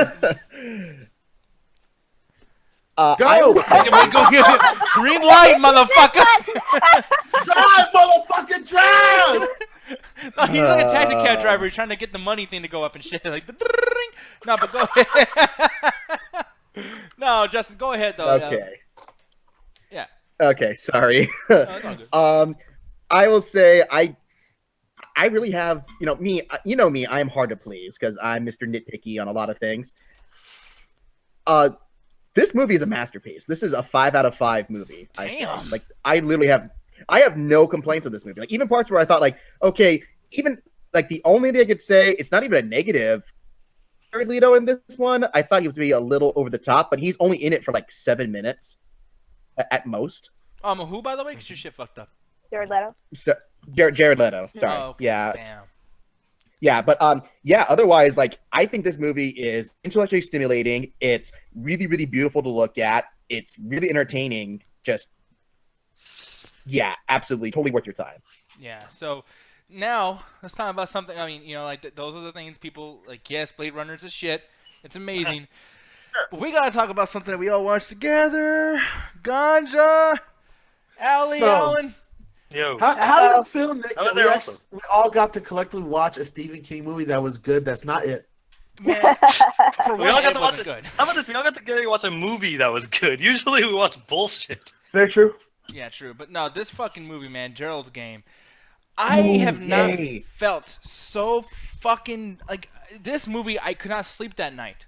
Like, there's somebody in the chat who knows this for sure. I could not fucking sleep. You guys were in the call, and I was like, dude, Allie, I'm sorry to put you out there, but you're even like, yeah, I might go sleep with my mom. Like, I had to, like, I can't be in my own room.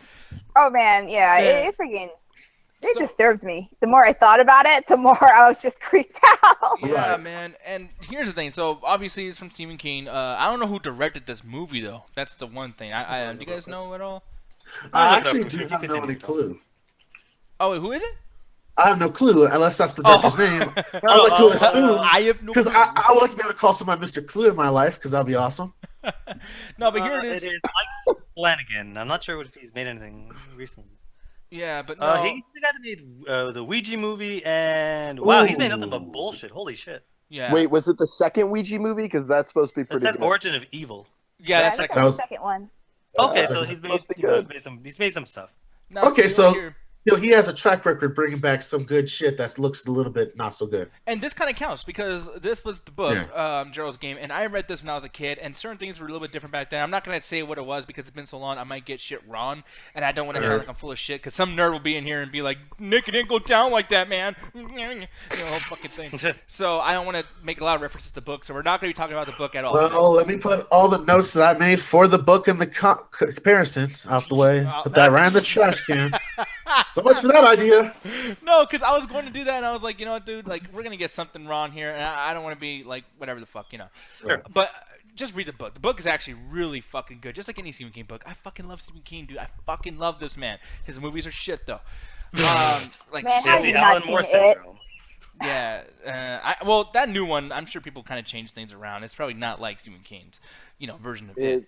I'm sure Stephen King hates it too. Actually, he likes it. He really loves the movie, right? Oh, Didn't does he say something positive about it? No, I Yeah. know it is, but I'm sure, like, it's not like the original. You know what I mean? Like, I'm sure he's changed some certain Sure, things. but he approves. So Which is Oh, that's good. a first. Usually he hates the fucking movies. Yeah. And really quick before you even continue, like Julian, 2 questions. Have you seen Gerald's Game at all? No, is this on Netflix? Yes. Yes. Yeah, I've heard a couple people talk about it. I've only heard positive things, but no, I haven't seen it. Now, have you read the book at all? No. Do you like Stephen King at all? Yeah. Yeah. Okay, cool. So maybe we can sell you on this shit because here's the thing. Now, Ganja, like mainly, I think this was your idea to even watch the movie in the first place. So. No, I think it was actually Allie's idea. Yeah. Yeah, it was Allie's idea. Oh, to what come- sick fuck. well, Thanks a lot, Alex. Yeah. But no, man. So here's the thing. I'm gonna go ahead and talk about this now. First off, right away, and you guys can just come in and say whatever the fuck you want whenever you can. But it's about these people, this couple. They've been married for a long time, and they're gonna go out to this fucking vacation place that they bought. This vacation house. So basically, white privilege. The movie, very good stuff. Like, oh yes, we can have enough money to buy our own fucking house. Okay, Nick, go. So people are going on vacation, and what happens? White privilege occurs. Okay, well, I'm just taking a break from the whole thing. That's how that works, Julian. When you're telling the story about something, like Jesus Christ. Anyway, let me handle this part, sir. No, so anyways, but as we go on though, they go over there and they basically just they want to have sex because their whole marriage and everything is kind of boring. And not to spoil too much stuff, but basically the fucking dude has a heart attack on the bed with her. They're together in bed. The motherfucker starts gyrating, and just fucking falls on the floor, and she's handcuffed because they're gonna try some bondage shit, and she's handcuffed to the bed, and that's the movie. That's it. And that sounds amazing. No, and the thing is when you first start watching the movie and you saw the trailer and everything too, you might think that this is some kind of sexual, I don't feel like I want to watch this shit, them just getting together and doing their things. And plus you're thinking man, she's gonna be on bed. I don't think she's that great of an actor to sit there and keep me entertained for fucking 2 hours. No way in hell. But they do it. I watched a movie with Ryan Reynolds in a box for 2 hours. Well, you want to fuck him. That's different. Yeah, it was called A box. No, but Nick actually gets to a great point because one of the things that is takes place here is this. I don't know if this is giving away a little too much, but there's hint that a lot of the activity that continues on before the dude dies is not all that consensual on her part. So when the dude dies, there's already a part where she's kind of on the fence with him, and that's when the movie just takes a left turn out of fucking nowhere, and you're dealing with all kinds of you can't tell if it's supernatural stuff where she's finally mentally broke down because of the scenario she's in, and there's an animal that occurs that keeps visiting the house. I think during the day and nighttime, if I'm not wrong. Yeah. So okay. Go ahead. Well, okay, I'll go ahead and Al, I'm going to ask you what you think about certain things too, because obviously, we're going to talk about this in a very preview type way, and then after about 3 minutes, then we're going to get into spoiler territory. So honestly, if you guys are watching this and you want to watch this, leave now. Get the fuck out of here. Right. In 3, 2, 1, your fault. So yeah, as we go on to this movie and everything, something happens. Could be supernatural, could not be supernatural, but she's, in a situation where she's been through a lot of shit even before the dude has a heart attack and falls and dies. So when you're in that situation, you're most movies, they don't really talk about the mental bullshit that somebody goes through when someone dies right in front of them. It's pretty fucked up. And when you get to this point and things start acting a little crazy and whatnot, she starts a dog comes in. I'll just say it now because it's spoilers, whatever the fuck. Yeah. But a dog comes in and starts eating her husband, and she doesn't know what to do. You know what I mean? She can't do anything because she's stuck on the fucking bed, and she starts seeing things. She starts seeing the husband who just died. And the movie's playing tricks with you. You feel like you're going crazy. It's like the Eternal Darkness video game where your sanity meter goes fucking low. You know what I mean? And you start seeing things, and you don't know what's real or what's being in the movie. And it just gets to a crazy point where it's for one, it's entertaining because the husband's just going off, talking shit. It becomes almost like a comedy in a way. And I was going to ask you, Ganja, what'd you feel about that? When she starts seeing herself and seeing her husband talk and say a bunch of crazy things, did you feel like that was a little jarring, I actually liked it because she's by herself, so I don't know how they're going to show a film if they want to show more characters without doing constant flashbacks and then cut into where she is trapped in. And I think that would have been a bullshit way to do the film because those flashback films tend to you get lost in between different flashbacks and you forget who characters are who, especially if they tend to do the age growing where the kids grow up and they don't tend to do the transition well and they don't get a kid that's lookalike of the previous character or the adult character.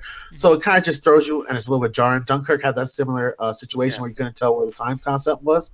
But this one did it great because it more showed her being alone and how her mind from just experiencing this bullshit broke and just started projecting her own personality as well as her husband's. And my favorite thing is as these two relationships are either talking shit to her or bringing up horrible memories that she experienced in the past. God damn, that's sexy as fuck, Allie.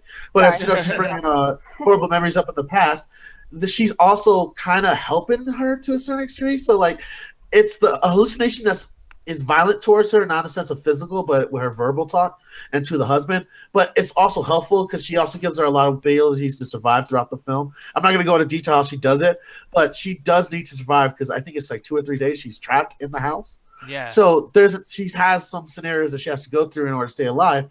And man, the best is at night though. When they touch upon what happens at night, it gives you a reminder of what it's like to be a little kid when you're afraid of the dark. Exactly. Now, Allie, I want to ask you this because when the movie started, you've watched a lot of stuff, and I'm not to make a joke here, but you've seen some sexually explicit shit. some material that makes somebody like Alan, like he can't eat potato salad to this day. Like I'm reminding you, I keep forgetting. But like, I mean, when the movie started off, it started going into that mode where he's like being sexual with her, and he's basically calling himself daddy, and he's like fucking getting into it. Did that make you uncomfortable right away, or were you like, okay, you know what? Like, I know he's not really gonna go that far. Like, how did you feel about this movie starting off in the beginning? I didn't really have a feeling starting off with, because I mean, like I've seen it in movies or whatever before in a way, so it's just like, okay, I'm kind of desensitized at this point. But yeah, like when it gets going, like, yo, you guys, oh my god, like towards the end, man, that got me. Yeah. Why'd you go so Valley Girl? Yeah. Yes, I need to express my freaking like feelings. No, because the thing is, and I mean, we don't want to like ruin the entire like ride throughout it, but like basically what this thing does is it uses these flashbacks to its like hardcore fucking advantage. Like you would think, you know, doing flashbacks, especially with her going crazy, and you don't know if the flashbacks are real. She could be just losing her mind, thinking of weird, nasty shit, whatever the fuck. Right. But she's just thinking of like horrible things when she's a kid. And the reason why it's happening is because there's this creature that shows up. And it's not the same creature that we were referring to earlier. It's not an animal, it's an actual fucking creature. Something that you would look upon as being supernatural or something that's not really there. Some kind of figment of her imagination. Right. And when you see that, you only see it when she's thinking of memories, shit that actually happened. And it's like this weird little thing that kind of like gives you, or it gets you to kind of go away from the fact that there is a creature in the room. Because then you're thinking like, okay, if she's thinking about real shit and this creature's in there, what's fake and what's real? Is the creature something that was real back in her fucking memories when she was a kid? Or is this whole entire thing fake and she's just making shit up about her past that never really happened? You don't really know. And what really like sends that home and really kind of like you know, talks about that a lot is the characters that are next to her, herself and her dead husband, who's just in her mind talking. And believe it or not, this crazy shit that she's doing, they actually speak the most sense in the movie. Like her, she's telling her how to survive, which is the coolest fucking thing. And her husband's kind of like almost like a Deadpool character. Like he's basically just telling her like, listen, like you're fucking stupid. You're a cunt. Like, you know, you're just gonna lay here while I'm fucking dead. Times. Yeah. Dude, at one point they literally have a marital argument. Like he's still alive. It's like day 2 in her survival, and she's clearly delirious at this point. And it gets to a point where it's like you're in the zone when the camera's on her, and it's this emotional music, and it's really awful that he's dead. And then, like, within a second later, he's talking shit. And now you, as a viewer, are thinking, damn, like, do I care that he's dead? Do I hate him because of this weird ghost character he's playing? Is he bad? Is he good? Does he care? Does he not? And it's like, you are going through 8 fucking emotions. Shit, you start asking questions if this was how the real relationship was, or is this how she's betraying him now that, you know, he's dead and she's mad at him? Oh, so you got that vibe too, Ellie? Yeah. Oh, definitely. Because, like, when, you know, her other self, her, like, imaginary self was telling her about like stuff that happened in her past, and he was like, what stuff happened, or who's this person? Like he didn't know himself, so it felt like a real genuine conversation that was happening, even though he was technically dead, of course. So it was just like, it was really kind of interesting. Yeah, and it's one of those things, like it's a character piece, and they're building a character that just died. Yep. Like, how do you get a character who's dead and literally make him so much more important, where he's more lively while dead than when he's alive, and you don't even know if the shit he's saying is actually true or coming straight from his character's like mental, like what he believes in. You know what I mean? Like the character building, and it's just 2 characters, but yet they multiply into like 4 because like she's doubling herself in her brain. It's fucking awesome. Justin, you look like you have a question. Oh, go ahead, Justin. Oh no, I'm just saying because I also saw this movie too, so I love this movie personally too as well. But nice. You know, that's what I was saying. That's a great thing about this director, because you know, any other director would have found. I mean, they wouldn't be able to do so much with so little, because really you had 2 actors, 1 location, and then a couple flashbacks. But the fact that this guy could get so much depth and interpretation and context with such a limited premise, because from what I heard, the book itself is not all that good to begin with. But you know, I loved it. But yeah, okay. I mean, I've only heard from certain people, but the fact they mined so much material out of it is really awesome. And it was just funny because you guys were talking about the flashbacks. I really like this movie, but I did have to fast forward to that one part with the really, really big flashback because I was so uncomfortable. I was so yeah, everyone was uncomfortable. Yeah, I actually, my a couple hand of us was were trying to fast forward too. The only reason we Man, didn't fast forward is I think they did another flashback where they did something kind of a little bit questionable, or they hinted to something, and we were like, all right, they have some important dialogue there, so we're probably gonna have to just swallow it throughout the whole rest of this part. Man, phrasing. Yeah, we're about to like fast forward. Fast forward. I love that show, man. That shit was great. No, but yeah, I mean, Allie was flashing all of us. It was great. But the thing, Don't you put that We're out there. going to fast forward if that scene didn't like stop itself, and we were so glad that actually like kind of talked around it. Like we still understood it. They didn't have to show anything. It was all implied. yeah. All good. You know. That's one of the things I wanted to praise about the movie is like it handled a lot of controversial topics like the flashback were kind of implying to, where it handled it in a good cringy manner that you got what was happening and you felt bad for the character, and which in the scenario that occurred, but it gives you enough of the plot as well as just a quick overlay of what's happening, and then it cuts right back into the movie that you don't need to see it go overboard like some movies feel like they have to. Yeah, and like one thing too, and mass props to the actor or actress, actually both of them, and then also just mass props to the camera work, because one big thing too, like I mean, we're touching about this right now, talking about how they didn't have to go and show like him having or just they didn't have to show a lot of crazy stuff that we really were uncomfortable with seeing. Right. At the same time though, like. Because I really hate when movies, like especially like those some of the things that me and Allie watch, like Borgia. Like I like some of the gore, but like man, they had to like really zoom in on the dude's dick and balls while he's getting cut in half and weird shit like on Borgia. Like and then there's like sex scenes, like incest sex scenes, and like they it's one thing, it's gross already storyline wise, but then Allie's favorite topic? no, but like, literally like when it happens, they're fucking and she's literally orgasming on his penis, and like it's crazy shit on Borgia all the God time. damn, you're gonna get us copyrighted for sexual material just from that dialogue. No, but I'm just saying, like the shit, like sometimes, and me personally, like, look, listen, I like me a good naked chick having an orgasm and all thing, like I love it. But this is, with movies or TV shows, don't do that shit. Like I hate like when I watch Jason movies and there's a sex scene. I'm like, dude, okay, you can easily just get it over with in 5 seconds and just like do some editing, maybe a little bit of fucking editing, and just cut through the sex shit. In this movie, No, but that's what people have. The reason people see those fucking movies sometimes. I don't think that's the problem case. too. I see Nick's point, because too many people, because we're in such an open forum society, they want to see everything. But sometimes the stuff that works best is stuff they don't tell you.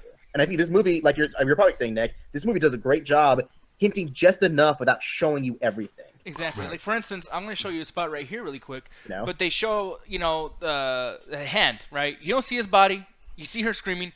Just from that, just the acting, how bad this is. You don't need to see his decaying face. You don't have to see the damage that this animal's doing to him. And you don't have to see her situation or her having to verbalize like, I'm stuck to the bed. She never says that. You see her hand, it's stuck on the fucking bedpost. The world is built for you just by looking at it. And I'm like, yes, thank you. Like, just fucking film right. It does it perfectly. It's so simple. Like, the world seems so big. It's like a big universe. And it's just in a bedroom. It's just fucking, like, 50 square feet. And it's bigger than fucking Star Wars. Like, okay, now I'm talking shit. Well, and I just, like, again, I hate to harp on it. Just, like, another thing that was kind of big, I don't know if you guys also felt like this, too. Like, he used that controversial moment to do a very great scare fake out. With the That subtitles. none of us saw coming. That later, when you find at the end of the movie, after that fake out, you get more scared after you see that ending. Oh my god, my right. mom was in the freaking room when that scare happened, and I literally, for the first time ever, cursed in front of her. I was like, "Oh shit!" What? I was like, "Oh no!" It got me that much that I never usually say that. But at that moment, I was like, "Oh my god!" Now, here's the thing. We've all been talking good about it. Now it's that time, Alan. So right away, Alan, and we're watching this with Trey, who, by the way, Rinse Hangout represents on WWE. No, but you and Trey did not like this movie. You guys are watching, and I'm just gonna because I know you're gonna have certain thoughts and everything. So I'm just gonna say what he said in the beginning, because these are truths. Right away, 10 minutes in, dude, this movie, I just don't dig it, dude. I don't know. 20 minutes in the movie, man, this is just going so slow. 30 minutes in the movie, like, dude, why, huh? And etc. And then at the end, you were quiet. And I don't know if that meant like you were bored to death or something, but you were quiet. Did this movie win you over? And why did you not like the beginning so much, man? Okay, so I guess I'll just kind of like, because you hit the biggest point, and the best way I can kind of see this movie is I was bored throughout most of it, because it's like, okay, so the premise is what got me in. Oh, you're stuck to a bed. And I remember you, I think almost halfway through the movie, you're asking, because I was like, man, I'm kind of not really digging this. I'm kind of bored. And your words were, what were you expecting? And I really had zero expectations of this movie besides the fact that she's strapped to a bed. How's she going to get out? Because me and Nadia were discussing the physics and the science of like, how the fuck are you going to get out of there? Would you have enough strength? So I was like, hey, I'm curious. Like, what's that? I said, y'all motherfuckers turned to Bill Nye the Science Guy measuring shit. Oh, yeah, exactly. Yeah, no. Like, these were things of, why can't you just pull it down? I'm like, wait, no. She's tied here. You have like half your fucking strength from one hand. You're not breaking out of that. There's no fucking way. So I'm like, how are they going to do that? And the movie goes on and it happens. I'm just like, okay, you're doing the psychological stuff? I'm like, okay. And I can't say anything in the movie is particularly bad because there's nothing bad in there. I was just, whenever the psychological stuff was happening, her talking to herself, her discussing the marital problems, her discussing how her life's kind of fucked up, I was just honestly bored out of my mind. I was just like, I really don't care. But the few little 30 seconds of, oh, I water up here, hand here, I can move here. When she's actually trying to break out, that's what I was perking up. I'm like, okay, show me how intelligent you are. Show me how you get out of the situation. Are you, like, my thought patterns are going to be different than yours. Can I guess how you're going to get out? But then it would go back to the psychological stuff. I'm like, okay, go back to it, I guess, sure. And then it would do the flashbacks. I'm like, okay, I guess you got to explain why this girl kind of does it. But honestly, this is an hour and 43-minute movie. I'd say for the hour and a half, I was bored out of my mind. I stayed quiet throughout because I didn't want, like, all y'all were enjoying the movie, and I don't want to, I don't want to shit on people enjoying it because I'd be saying nothing but I'm bored. But I really just did not care anything that the people were talking about. They're just discussing their marital problems. I'm like, okay, like that's fine and all. You have marital problems. But to me, none of that was ever interesting until it really started getting to the end. I'm like, oh, okay, everything's kind of culminating. And then her actually breaking out was much more interesting than I thought that they would actually do. But the thing is, once the movie ends, and I was thinking about it a little more, we're discussing, I'm like, oh, okay, I like this a little bit more.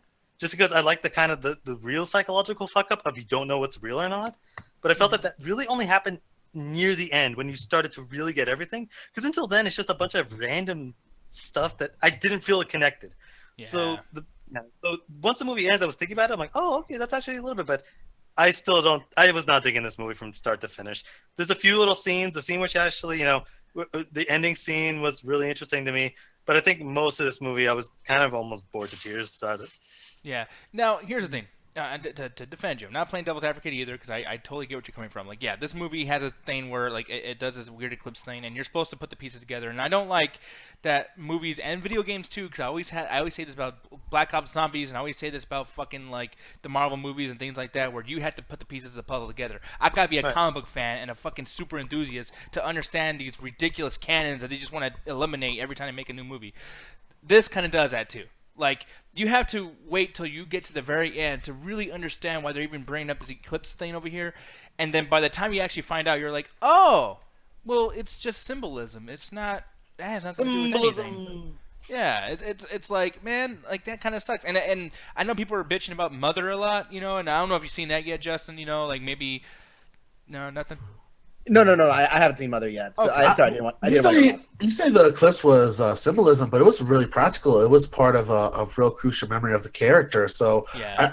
I don't get why you're saying it was kind of a symbolism, because it shows kind of the transition between the past and the present, and it also gives us a clear indication because of that, of the different light and the different hue and the different setting we're in. And not to mention the moment that happens, a big moment within the character's life actually occurs during the same time. So it makes sense. Like this Alan's complaints is kind of the same things I kind of get on him for. Like, he doesn't like real personal stuff, where it gets like, where this is kind of like very personal, like marital stuff, and you kind of really have to follow that stuff. There's not no big action. There's not no big, huge survival aspect. This isn't like 128 hours with James Franco. Okay, yeah, actually, that's because I kind of expected that a little bit. Yeah, it's not that. It's about her. Honestly, the way you should have.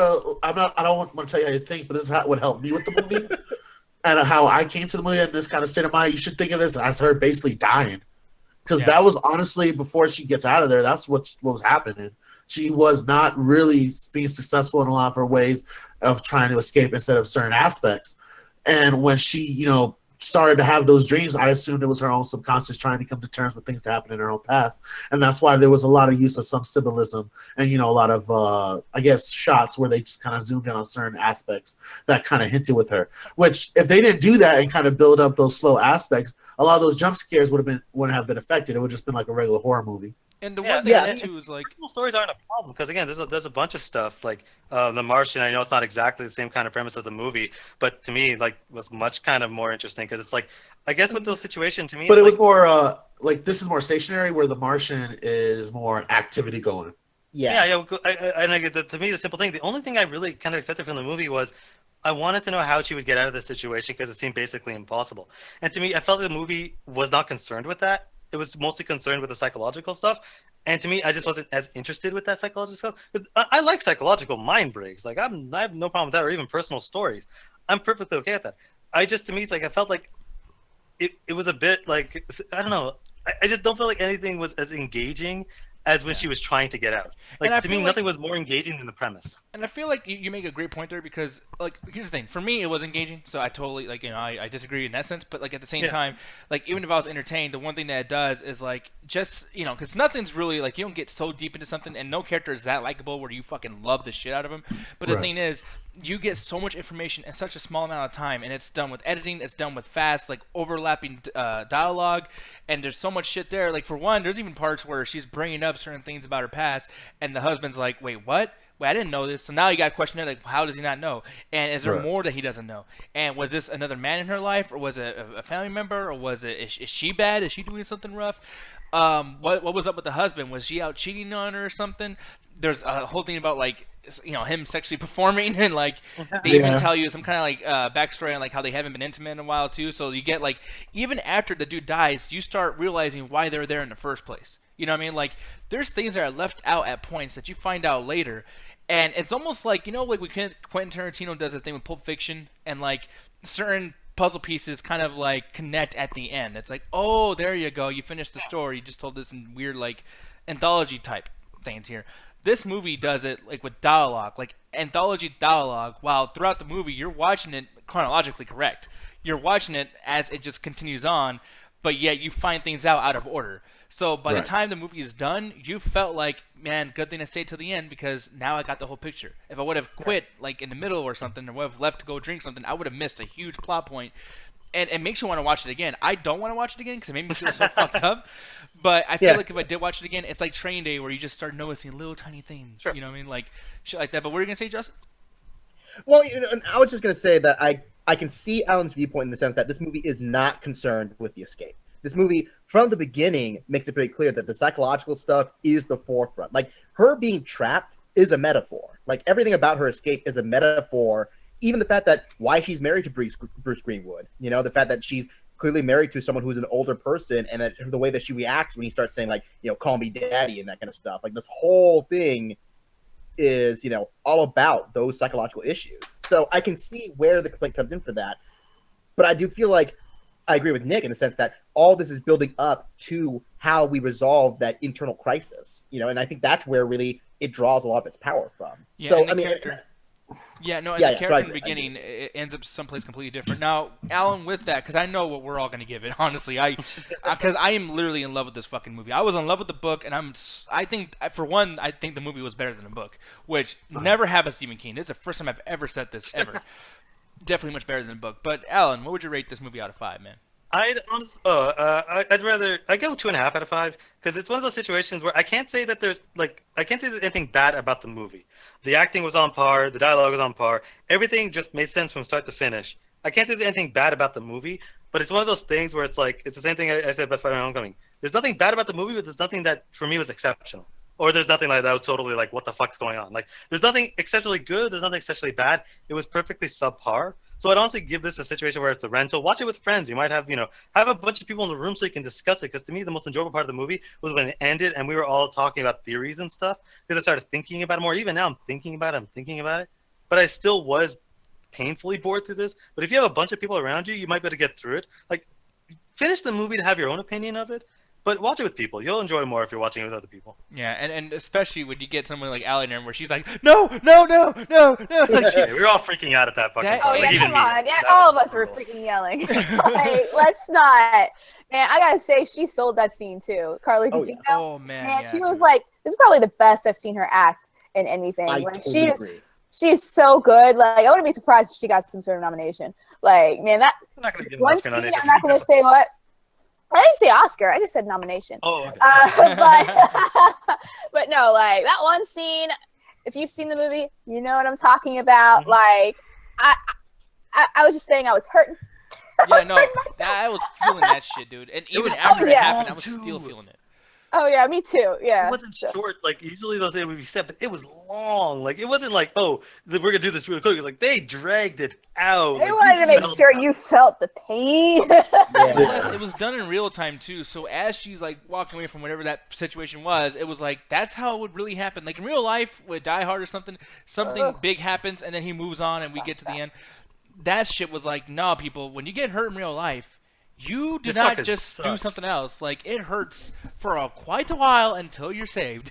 Holy fuck! Like, oh my god, that was rough. But go ahead though, Allie. Yeah. So, this movie, I'm just having like Vietnam flashbacks watching, like thinking about this right now. Like, it's really good though. Like, I will say, I've never been so freaking disturbed by anything like a movie like this. I usually try to avoid certain things, and I thought, okay, I can handle this. Is not that bad. Man, I was wrong. But I was so happy.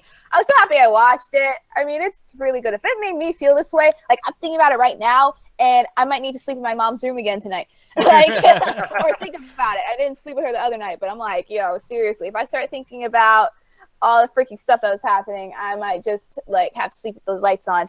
But yeah, this is really good. I think, yeah, the beginning part, you know, it's a little, it could have, I honestly didn't really see a lot of what Alan was talking about in the first part. I actually found it interesting as well.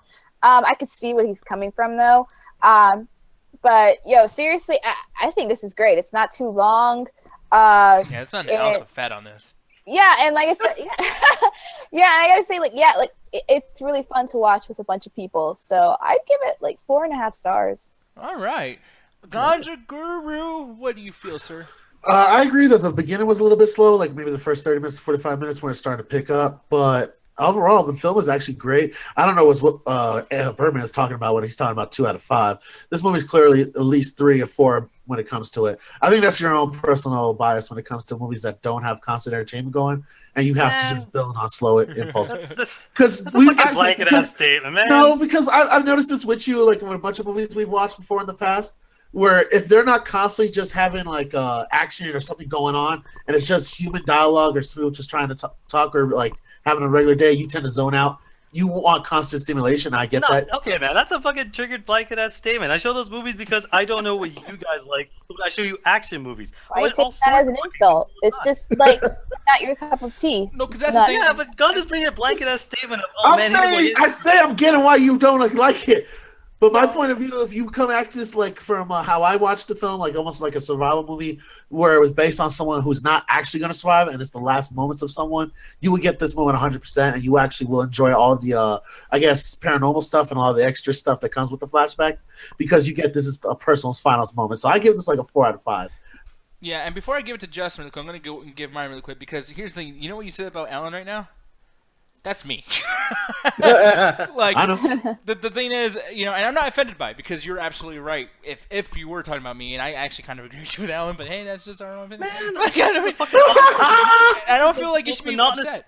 No, I don't think you should be upset though, because I think that's a good thing. Like, because I feel like that shit is entertaining, Alan. Like, you know what I mean? Like The Matrix, I feel like I'd much rather watch that than something that's slow burn or whatever the fuck. And like for me, like, I like action and I zone out. Like, I have a very short attention span. That's kind of why I watch wrestling. You know what I mean? Because the match, if I'm not into it, it ends in 6 minutes and you got something else. Same with Mortal Kombat, same with anything. And when I'm, you know, watching a movie like this, man, like, and I'm going to go and show on screen while I'm talking about this fucking thing because this is as slow as fuck. But every time I get close to getting bored, every time I'm like, what the fuck? Something You fall off the happens. bed like that. Yeah, pretty much. No, but it's like with Alan, I'll give him this. when the car is driving, they're talking about their day, like, oh, I can't wait to see you. Oh, it's gonna be great when we get to the house. I was like, okay, like I know this part. They're gonna build it. And then 7 minutes, the motherfucker's dead. I'm like, oh shit. Now she's stuck on the bed talking about all this personal shit with the ghost thing. And I'm like, okay, like this might get boring. But then 7 minutes, boom, something crazy happens. I'm like, I don't get a chance to be bored. Every little like 8-minute increment. They tell me, hey, don't you look away from me, fucking Diaz. You watch this movie, and like it pulls me right back in. That never happens. Like even the movies I like, Terminator has a whole 45-minute gap of nothing really happening, and that's my favorite movie of all time. And there's things like that. Scarface, the motherfucker's over there buying cars and talking about tigers and shit. And then I gotta wait forever until he's like, hey, fuck you, and he's doing coke. So, it's just this movie.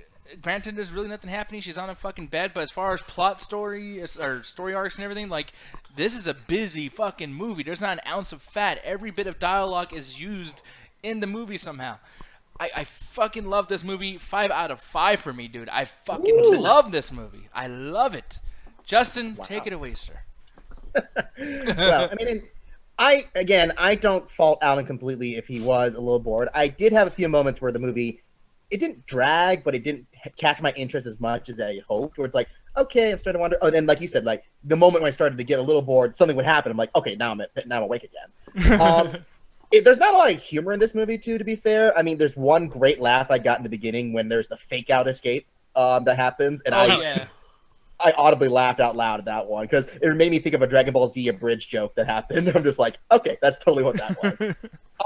But I will say, if there's any one big negative that I had with this movie, and it wasn't something that I expected, so the actual ending, like the ending of the story was really good, especially the one part that made me audibly gag loudly was the really big gross out moment, the gory part. Yep.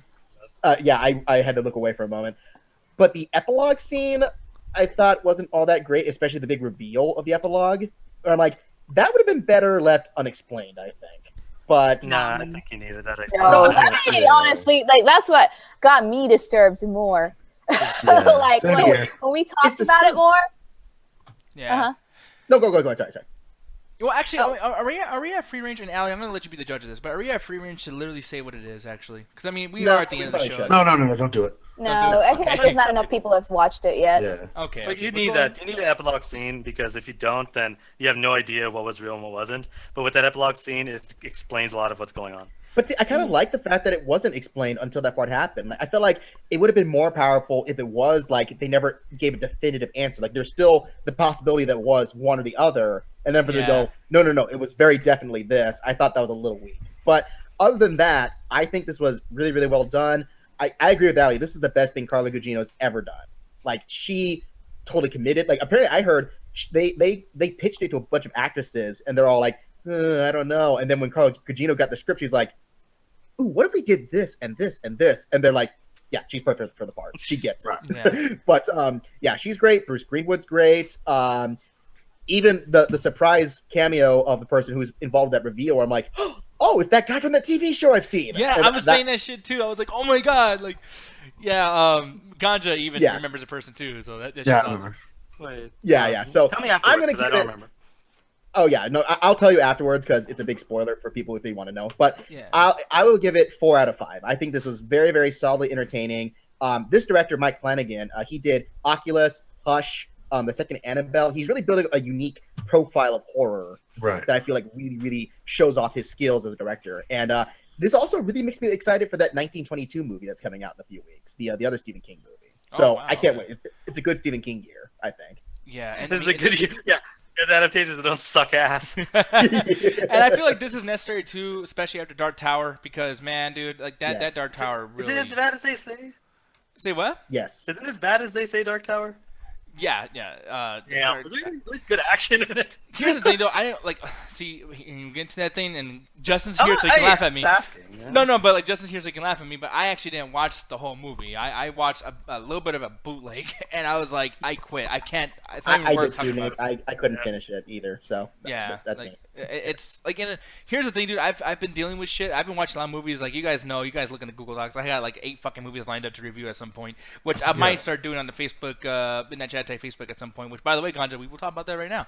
But you know, as far as that stuff goes, though, like this fucking movie, man, like I'm in love with it. Like, I haven't given anything a 5 out of 5 in a very long time. So I'm so hyped about it. But with that said, though, people, this is basically going to be it. I was going to talk about a couple other movies, but it is kind of late and everything. I want to get us back into the after hours and shit like that, which, speaking of, Alan, I want to remind people what we're going to be doing tonight, sir. Yes, based on all the Blade Runner talk we've talked about since the start of the episode to the end, we are watching the final cut. The rabbit set up, everything's ready to go. I just got to do a few things with Ganja in the meetings afterwards, but after that, we're going to get everything ready. Yeah, okay, I'm going to say, Alan, I'm very curious to see what your opinion of Blade Runner is. Just after everything we've been talking about. According to Ganja, I'm going to hate it because apparently I don't like anything unless it's constant entertainment in my face. He's my little ADD Arab. You know, it's not like I said 9 seasons of The Office. Yeah, just triple A. I'm curious because I can't wait to see. I'm just very I'm curious. Again, I'm going to go into it fresh. I literally know nothing about it, but I'm pretty sure I've technically been spoiled and everything, but whatever. There's not a lot to be spoiled on. We're into the rabbit. So. Yeah, but and by the way, too, if you guys want to get into the rabbit, try to let us know in the YouTube, below this video in the comments, because the thing is, the DT chat when we're doing our meeting and whatnot, because it's gonna take a while for us to get it ready. And with that said, too, like I don't want to miss out on bringing everybody on. So stay in the DT chat.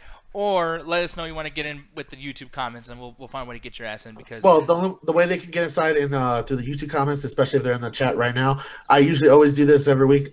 Sometimes I take some minute because I have to wait for the YouTube video to process and to actually fully get completed. So guys, be looking out inside the comment section on the YouTube channel. I'll be posting an after hours viewing party with the Blade Runner tagline. You guys click that rabbit, and that's how you guys in the YouTube viewing party can actually get in with us as well. And Ganja, I know you're running out of a lot of energy in those words and everything, man. You've been busting your ass tonight. Thank you very much, dude. I love you. Smack that ass. Ooh, got a little jiggle in there. But you no, but guys, make sure to go to our Facebook page, the Midnight Chat Attack Facebook page, because we have a place now for you guys to get your good memes, gifts. Jordan Array has been started this one thing called the MCA Brawl, which I really appreciate. This basically has turned us into, I guess, what is the video game you guys always play on? Super Smash Brothers. Super Smash Brothers. So apparently we have a parody now, which I would love to get some money to actually make. Oh man! But for anybody else, like for Whiskey Wolf or any of the artists that I know personally that like to make their own creations, make sure to go on to our Facebook page and post it directly there. Also, videos for holidays or anything you guys coming up, make sure to post it there as well. And for one more thing, if you guys have a question or not that you guys want to submit to us, make sure to message us on the Facebook page. That way we can all receive it and look at it as a collective group. Oh yes, no, that'd be awesome, man. And, another thing too, if we ever get to a point where we have no room in Rabbit and everything too, also we check Facebook constantly, we're always on there. So anytime you guys ever want to get a hold of us or anything, just make sure to do that, and we'll be there and we'll be chilling. Even if I'm not posting anything, I'm on the Facebook page. It's just I don't want to flood you guys with unnecessary posts, like someone I know on Facebook. Sorry. Oh wait, Gary. I was gonna say, who are you calling out now? I don't know. Well, I feel like all the shit I do is unnecessary because I just be telling people off for no fucking reason. No, sometimes Gary be posting random ads. I get kind of why Facebook thinks he's a spam bot, but there's been a few times he's posted something from a video game website, and I'm like, oh shit, nice. No, Facebook has literally told him, no more Facebook for you. Yeah, he sends 47 messages an hour. Oh, and Sammy. Man, Sammy literally had to tell him, stop fucking tagging me and shit. No, seriously. I'm sorry, Gary. I love stuff now. No way, Justin, you deal with the same shit. Yeah, no, I'm sorry, Gary. I love you, man.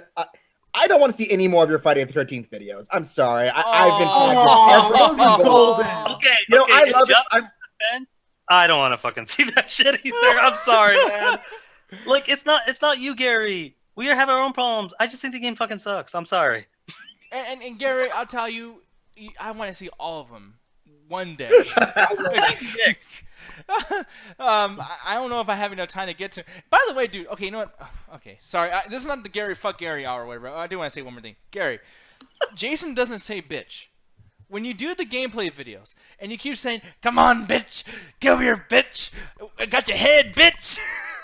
Are you becoming a horror nerd on us right now? It's like that is actually Jerry Krueger. Jerry Krueger. Oh god. I am so glad we talked all this. This is great. Jerry Kruger, Freddy Krueger's lesser known brother. He works at a taxidermist. He's just trying to live his life, man. His brother's been doing all this crazy stuff. He's just trying to live a normal life. He's great at Rocket League.